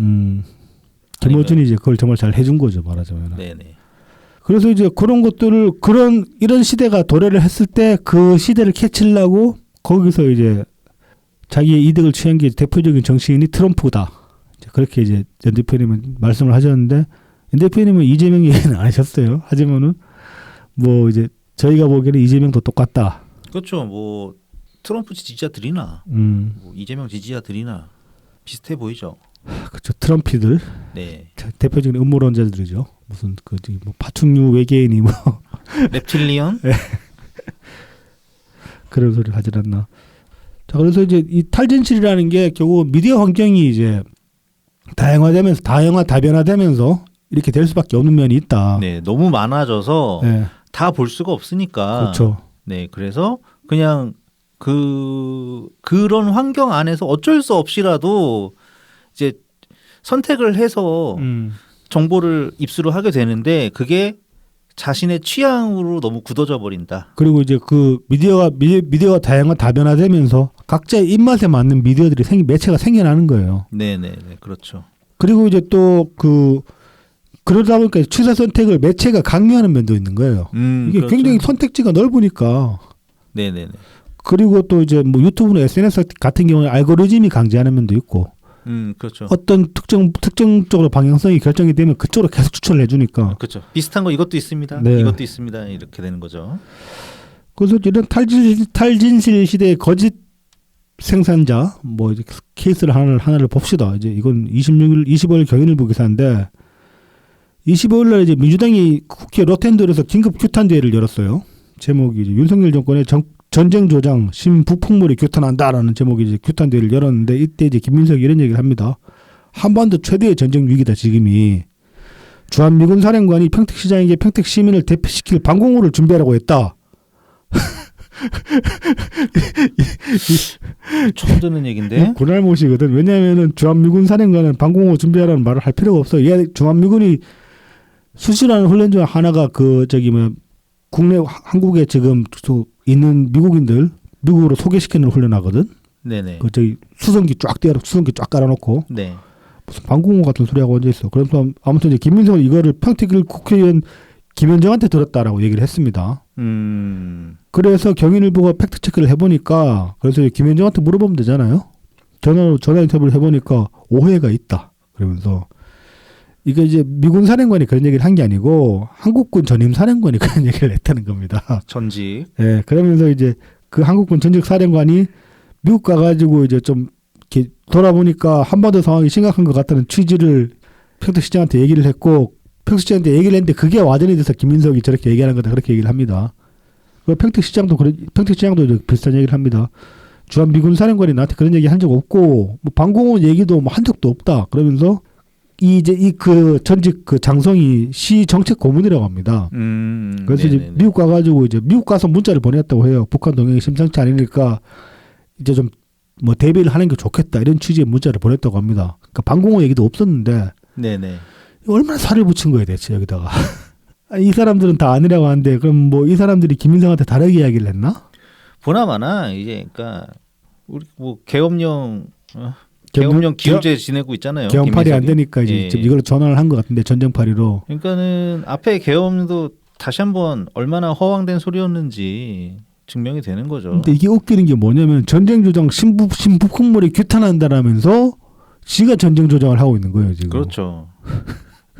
이게 옛날 한나라당에 했던 뭐 북풍 뭐 이런 거 아닙니까? 그렇죠. 근데 이제 문제는 앞서 이재명 SNS 글 10월 6일날 대학생들 구속됐다. 네네네. 이 지금 김민석 발언도 마찬가지로 지금 한반도 최대 전쟁 이후 주한미군 사령관이 방공호 준비하라고 했다. 요것만 듣는단 말이야. 개딸들은 여기로 끝나요. 이 뒤에 팩트 체크 안 해. 안 하죠. 네. 그래서 이 말을 계속 퍼뜨릴 거라고. 그래서 이런 시절에 우리라도 정신 바짝 차려야 된다. 정말 진영의 포로가 되면 안 된다. 진영이 포로 안 된다는 게 이제 뭐 가표수님도 SNS에 쓰셨던데 사실 이거 정치인이 할 수 있는 말 아니거든요. 정치인은 진영 장사로 먹고 사는 사람들인데 맞잖아요. 이를테면 점쟁이가 전보로 오지 마라는 소리나 마찬가지야 이거는. 그래도 삼지대 정치인이면은 할 수 있는 소리 아닐까? 삼지대도 삼지대라는 진영을 믿어 막 그래야지. 그게 이제 옛날에 안철수가 했던 얘기긴 한데. 네. 하하 뭐 글쎄요.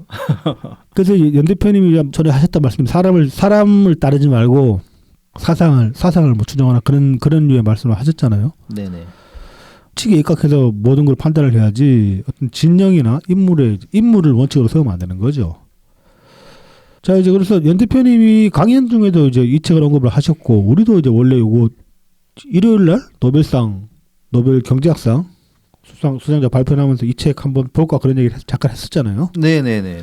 마침 이제 연 대표님이 21일 날 이 책을 소개를 하셨어요. 국가는 왜 실패하는가라는 제목의 책입니다. 이게 이제 올해 노벨 경제학상을 세 명이 공동 수상을 했는데 그 공동 수상자 3명 중에 2명이 그 공동으로 펴낸 책이에요. 네, 그래서 그렇습니다. 이건 이제 국가가 성공하느냐 실패하느냐는 인종, 자연, 지리가 아니라 제도에 달려 있다라는 게 이제 이 책의 핵심, 이 책의 골자라고 할 수 있습니다.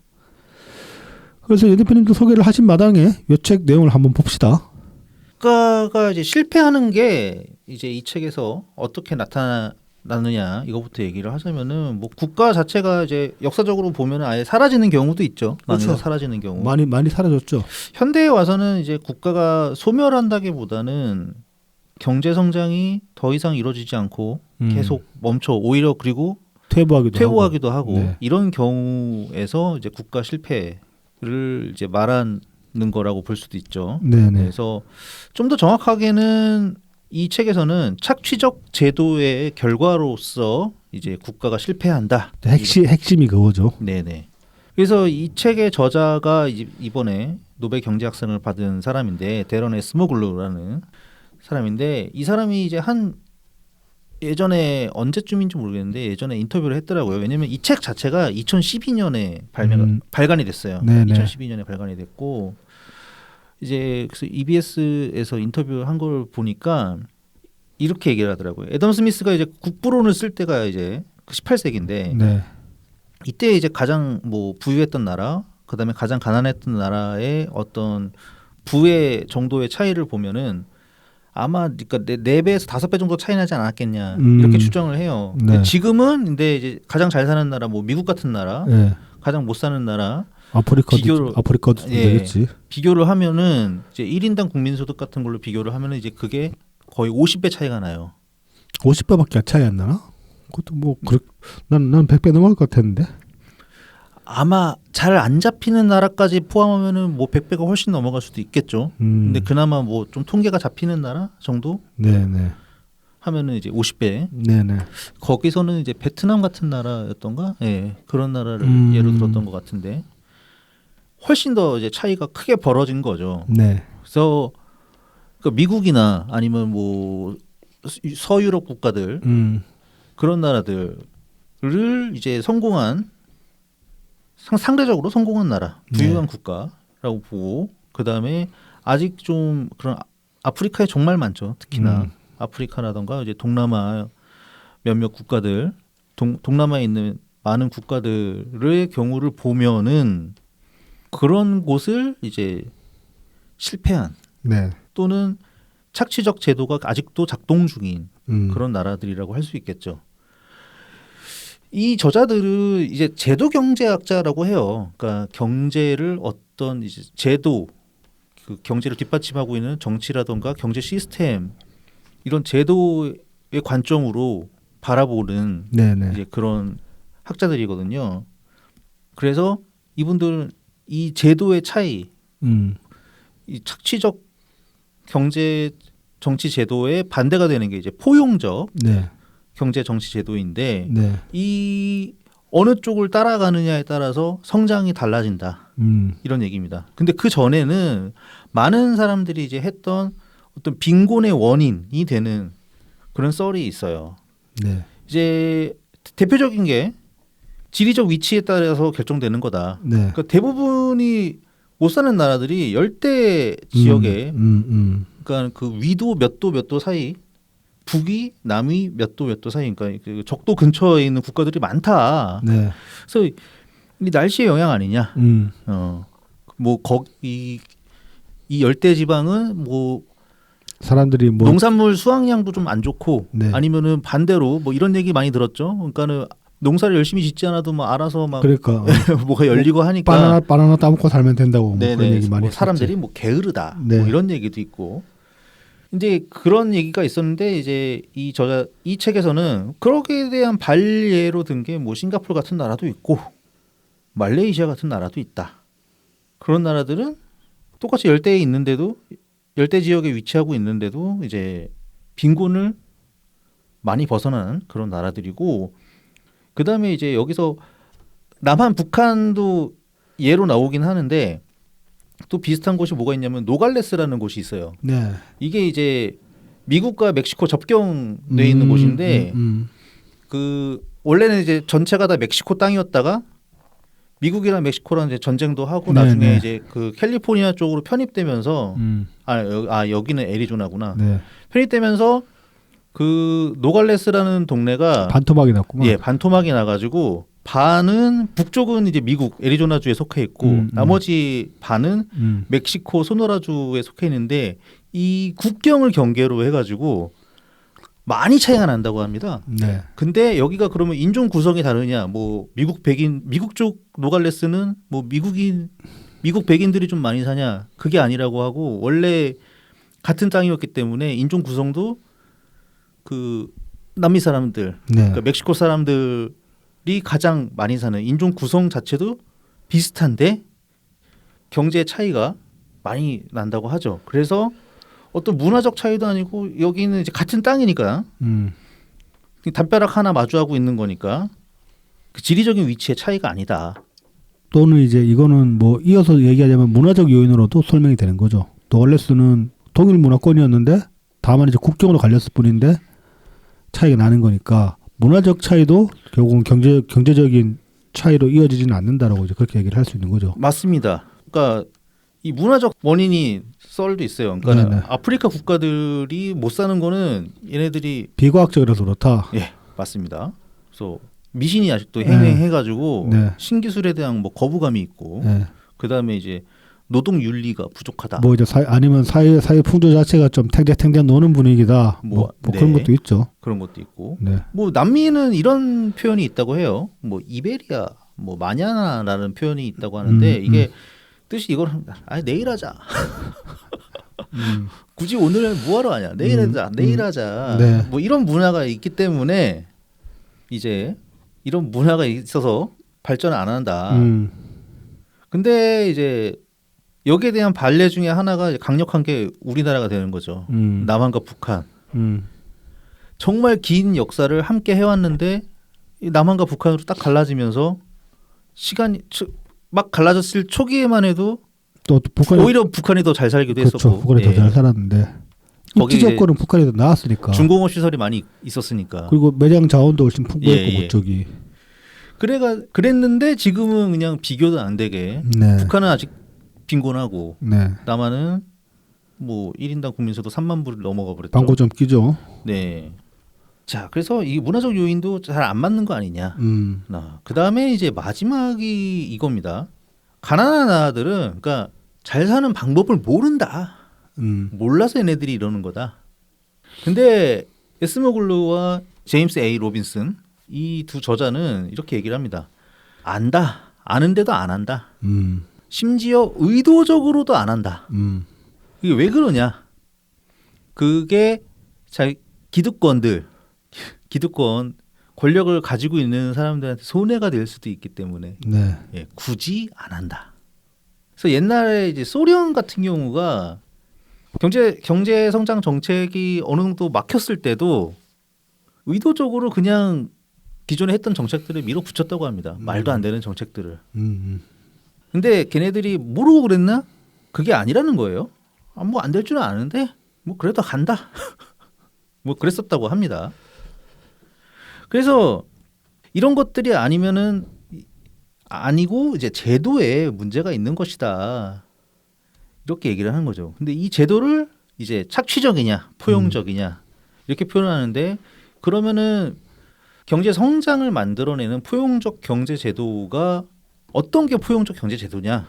이거를 이렇게 표현합니다. 사유재산권을 인정하고, 네, 그 다음에 법 질서라든가, 그 다음에 공공 서비스, 그 다음에 계약 교환이 자유롭게 이루어질 수 있는 환경을 제공하느냐. 그 다음에 이제 공공 인프라 당연히 있어야 되겠고요. 그 다음에 사기와 부정을 막기 위한 어떤 규제 장치도 네. 있어야겠죠. 이런 것들이 갖춰져야 되고, 그 다음에 혁신을 할 수 있도록 기술과 교육이 제공이 돼야 된다. 이런 게 갖춰지면은 이런 게 계속적인 성장을 할 수 있는 포용적 경제 정치 제도가 갖춰졌다고 하는 것입니다. 그러니까 반대의 경우는 보통 이제 좀 공산주의 국가가 많이 생각나죠. 네. 사유재산권을 인정하지 않다던가 아니면은 어느 한쪽의 희생을 강요한다던가 네, 그런 상태가 계속 이어지면은 어느 순간 기술 혁신이 일어나지 않고 안주하게 되죠. 네, 막히게 된다. 그게 이제 남미라던가 뭐 아프리카라던가 네. 이런 곳이 그렇게 된다. 그런 겁니다. 그런데 착취적 경제에서 성장이 과연 조금도 없었느냐? 사실 그것은 아니라고 합니다. 북한 사례만 봐도 그렇잖아요. 70년대까지는 북한 잘 살았다니까. 초반에 잘 나갔죠. 우리나라보다 나았다니까. 네. 그리고 소련도 꽤 오랜 시간 잘 나갔었다고 합니다. 네. 네, 소련 같은 경우에는 1928년부터 1960년까지 연평균 국민소득이 6%씩 성장했었다고 그래요. 거의 30년 가깝게. 네. 상당하죠. 그래서 초반에 이 미국의 언론인이 있어요. 링컨 스테픈스라고. 이 사람이 그 소련의 사절단으로 갔다 왔대요. 네. 그러면서 이제 레닌을 만나가지고 막 레닌이 이제 우리는 어떻게 하려고 하고 막 그래서 막 그런 얘기 했을 거 아니에요. 자본주의의 안 좋은 점을 이렇게 막아서 뭐 어떻게 하겠다. 부패를 막고. 그래서 그리고 그때는 소련이 이제 정말 막 농업에서 공업으로 이렇게 넘어가면서 점점 잘 뭔가 성장하고 있던 때니까 네네. 예, 아씨 자본주의보다 나은데? 이 사람은 언론인으로서 자본주의의 어떤 잘못된 점을 굉장히 언론을 지면을 통해서 비판을 하고 그다음에 뭐 부패를 파헤치던 그런 언론인이었단 말이죠. 네네. 그래서 이제 소련을 갔다 온 다음에 자기 지인한테 한 얘기가 야 나는 미래를 보고 왔고 야 그 잘 돌아가고 있는데 그 소련이 우리 자본주의의 미래라는 거지 그때 당시에. 그렇게 봤는데 이제 나중에 어떻게 될지 몰랐던 거죠. 근데 소련이 어느 순간 이제 성장이 멈춰버렸어요. 근데 소련이 인센티브가 없었던 건 아닙니다. 있었다고 해요. 네. 근데 이제 인센티브를 어떤 기준으로 인센티브를 줄 것이냐 여기에 대한 기준이 정확하지 않았다고 해요. 그 예를 든 게 뭐였냐면은 뭐 철강 강판을 생산한다고 하면은 무게를 낸다고 하면 무게를 기준으로 해가지고 인센티브를 준다고 하면은 그냥 막 무겁게 찍어내는 겁니다. 그렇죠. 예, 그러니까는 너무 이 제품 자체가 무게가 너무 무거워지는 겁니다. 그러니까 이게 그거예요. 공산주의 체제에서 QC가 안 된다는 게 이런 거예요. 할당량 모든 건 할당량제로 경제가 굴러가기 때문에 할당량 채우는데 급급할 그렇죠, 뿐이지 이게 뭐 얼마나 쓸모가 있냐? 더 나은 제품을 만들어봤자 의미가 없는 거야. 그렇죠. 지금 중국도 그렇다니까요. 네. 그 다음에 이제 당연히 얘네들은 이때 당시에 공업화를 하다 보니까 농업 쪽은 상대적으로 착취를 많이 당했습니다. 네. 그러니까는 생산물을 싸게 매입해가지고 제공하는 거죠. 그 공업 공장 쪽 노동자들한테. 그러니까는 이쪽은 뭐 인센티브가 안 되는 거죠. 그러니까 농업은 아주 망하는 거죠. 그래서 이런 자원 배분이 비효율적으로 이루어지다 보니까 지속적인 성장이 어느 순간은 이제 멈춰버릴 수밖에 없다. 네네. 네, 이렇게 되는 거죠. 그래서 이 국가가 왜 실패하는가? 이게 결국은 혁신이 계속 이루어지면서 생산이 더 효율적으로, 그러니까 이어질 수 있느냐? 그러니까 혁신이라는 게 개인의 이윤 추구가 보장이 돼야 되고, 네네. 그다음에 이제 개인의 이윤 추구가 보장이 되면서 자유경제 체제로 굴려야지 경쟁이 활성화되기 때문에 그 속에서 혁신이 생겨나는 거잖아요. 그렇죠. 다만 이제 경쟁이 과열돼서 너무 무한 경쟁 사회가 돼버리면 사람들이 버티기 힘들어지는 면이 있지만 그런 것들은 이제 속도 조절이 필요할 수도 있겠죠. 또 그 과열 경쟁이라는 거는 당연히 부정을 낳게 그렇죠. 되어 있습니다. 네, 그러니까 이제 그런 것들은 시스템이 잘 관리를 해줘야 되는 면이 있는 네. 것이고. 그래서 이제 여기서 이제 말하는 포용 경제라는 건 사실 지금 우리가 추구하는 경제 체제의 거의 그러니까 이상적인 경제 체제를 말하는 거라고 볼 수 있는 거죠. 뭐 그러니까 이를테면은 뭐 사유재산 보장 그런 걸 하면 사유재산 보장하고 뭐 자유시장 경제지만은 시스템이 어떤 완벽하게 보완을 해주고 있는 그러면서도 그렇죠. 이제 네. 그러면서도 이제 기술이나 인프라 같은 거 계속 투입할 수 있는 그런 그게 계속 선순환되는 그런 시스템을 말하는 거라고 볼 수 있는데 이게 되려면 사실은 정치가 똑바로 굴러가야 되는 거죠. 그렇죠. 그래서 뭐 이낙연 대표님 강연에도 이제 이 책 내용에 덧붙여가지고 이어서 하신 말씀 중에 그런 게 있지 않습니까? 기존의 남북한 대립 관계를 봤을 때는 우리가 충분히 잘했다. 그 성과적으로 보여주는 거니까. 하지만 지금 이제 패러다임이 바뀌는 40년 이후에도 과연 이게 이어질 수 있겠느냐? 지금 현재 정치 상황으로 낙관할 수가 없다라는 거죠. 그래서 결국은 이제 연 대표님이 하셨던 말씀을 우리라도 끝까지 붙들고 있어야 되는 거야. 진영에 너에게 되지 말자. 왜냐하면 현 상황을 가장 함축적으로 할 수 있는 말이 저도 그거라고 생각해요. 무슨 반지성주의였나 뭐였지? 탈진실. 네, 탈진실과 진영주의란 말이지. 네. 그리고 아까 이제 말씀 중에 민주당은 좀 친중 성향이 강하고, 네. 뭐 국민의힘은 친일, 네. 친미, 네. 뭐 이런 성향이 강하다고 했는데 이런 게 지금 갈등 상황이잖아요. 네. 특히나 또 진영을 둘러싸가지고. 근데 앞으로의 상황은 지금 중국 굉장히 허우적대고 있죠. 그렇죠. 그 때문에 뭐 저번 방송에도 말씀하셨지만 독일 같은 경우에 중국 붙잡고 있다가 지금 쪽박차게 생겼고 네. 중국 자본 유입된 것도 있고 대중국 수출 의존도 너무 큰 바람에 그래서 이제 문재인 대통령이 굉장히 거기서 해안을 발휘하셨던 거예요. 신남방 정책이라는 게 중국 일변도에서 벗어나자는 거였잖아. 그렇습니다.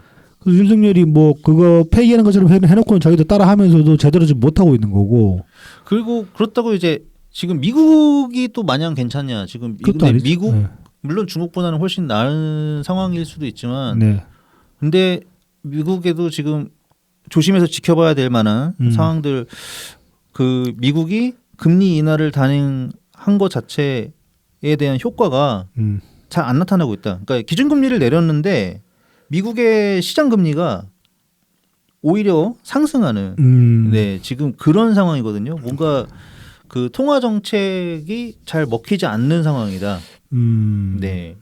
그래서 미국도 뭐 그러니까 단순하게 중국에서 다시 패러다임을 미국 중심으로 바꾼다고 해서 될 일도 아니고 해결된다. 네. 볼 수가 없는 거죠. 뭐 그렇다고 중국 수용해서 될 일도 아니고. 맞습니다. 네. 그러니까 그래서 신남방 정책 같은 그 뭐 대안도 필요하고 기존 외교 라인에서 어떻게 줄타기를 할 것인가. 네, 네.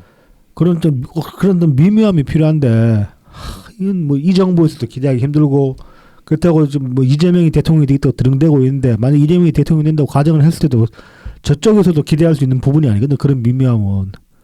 그래서 지금 깝깝하다는 거죠. 네. 하여튼 뭐 이낙연 총리님도 어제 강연에서 걱정을 많이 하셨는데 네. 이제 삼성전자 말씀하셨었어요. 네네. 중간에. 네. 그러니까 그 대표적인 예죠. 그러니까 네. 우리나라 수출이 비중이 높은데 또 수출 안에서 비중이 높은 게 반도체란 말이에요. 그렇죠. 근데 거기에 대표 주자인 삼성이 지금 이제 주가로 보면은 8만 원까지 찍었던 게 지금 5만 전자 됐다고 그래요. 네네. 6만 전자 하던 게 엊그제 같은데. 네. 지금 삼성이 지금 고생을 하고 있어요. 그래서 이게 과연 괜찮냐. 그래서 정부의 지원이 필요한 부분이 있으면 정부가 지원을 해줘야 되는데 네, 지금 기대할 수가 없다는 게 문제. 근데 뭐 저 같은 경우는 근데 그런 생각은 들긴 했어요. 뭐 길게는 말씀 못 드리겠지만 삼성 정도 되면 삼성이 알아서 해야지. 봅시다. 삼성이 돈이 없는 것도 아니고. 하지만 그래도 정부의 역할이 외교적인 부분으로 필요한 것들이 분명히 그거는 있죠. 이제 삼성이 알아서 뭐 로비를 해야지. 그러니까 돈을 주고 뭐 이렇게 부정부패를 저지르라는 게 아니라 뭐 민원 제기를 해야죠. 근데 삼성보다 더 사실 신경을 써야 되는 부분들이 많이 있거든. 삼성은 뭐 알아서 좀 잘 해야 될 부분이 있습니다. 간단한 문제가 아니다. 네. 예. 그러니까 정말로 제가 보기에는 앞으로 펼쳐질 상황은 세계적으로 저성장이 고착화될 수 있는 그런 이제 경제 전문가들이 그 얘기를 많이 해요. 저성장이 오히려 더 당연한 시대이기 때문에 난이도가 굉장히 높습니다. 예. 그래서 한가하게 저렇게 싸우고 있을 때가 아니다. 그렇죠. 정신 차려야죠. 네. 우리라도 진영의 노예가 되지 말자. 뭐 그 말씀을 다시 한번 되새기면서. 네네. 오늘 그러니까 그래야지 시각이 좀 바뀝니다. 그렇습니다. 시각이 이게 부단한 노력이 필요합니다. 그리고 계속 의식해야 돼요. 네네네네. 진영이라는 게 다들 몸에 거의 절여져 있기 때문에 한 번에 바뀌지는 않습니다. 절대로. 그렇습니다. 네, 그래서 이 책이 좀 오래되기도 했고 그리고 좀 이 책에 이 말씀을 좀 꼭 드려야 되는데 이 국가는 왜 실패하는가라는 책을 보면은 이 책이 이제 뭐 진영주의적인 거를 담고 있지는 않지만 근데 좀 이분법적인 게 있어요. 왜냐하면 착취적 경제제도, 포용적 경제제도. 그다음에 이 중국이라는 게 어쨌든 성장을 했잖아요. 물론 이제 이 책에서도 아무리 중국이 성장을 해도 공산주의 체제에서 약간 착취적인 성격의 제도를 많이 갖고 있기 때문에 지속적으로 성장하지 못할 것이다라고 예상은 했고 지금 이제 그 상황이 정말 중국에서 벌어지는 건 같긴 하거든요. 그러면 이제 유럽 같은 경우는 착취적이지 않은 제도를 갖고 있는데 지금의 유럽의 성장 상당히 많이 멈춰 있단 말이죠. 그렇죠. 네. 그래서 단순화시켜서 보기는 어렵다. 네. 어려운데 이제 이 책 뒤에 또 나온 책이 있습니다. 음. 권력과 진보인가? 권력의 진보인가? 그 책에는 이제 또 더 비교적 최신 내용들로 엮어진 책이기 때문에 이어서 봐야겠구만. 네, 이어서 보면은 좀 더 현재의 상황을 이해하는 데 도움이 되지 않을까 싶습니다. 네. 네, 이렇게 마무리하고요. 네. 저희 다음 주에 다시 찾아뵙겠습니다. 그 책도 봐서 방송에서 한번 소개해야겠는데. 네, 알겠습니다. 감사합니다. 네, 감사합니다.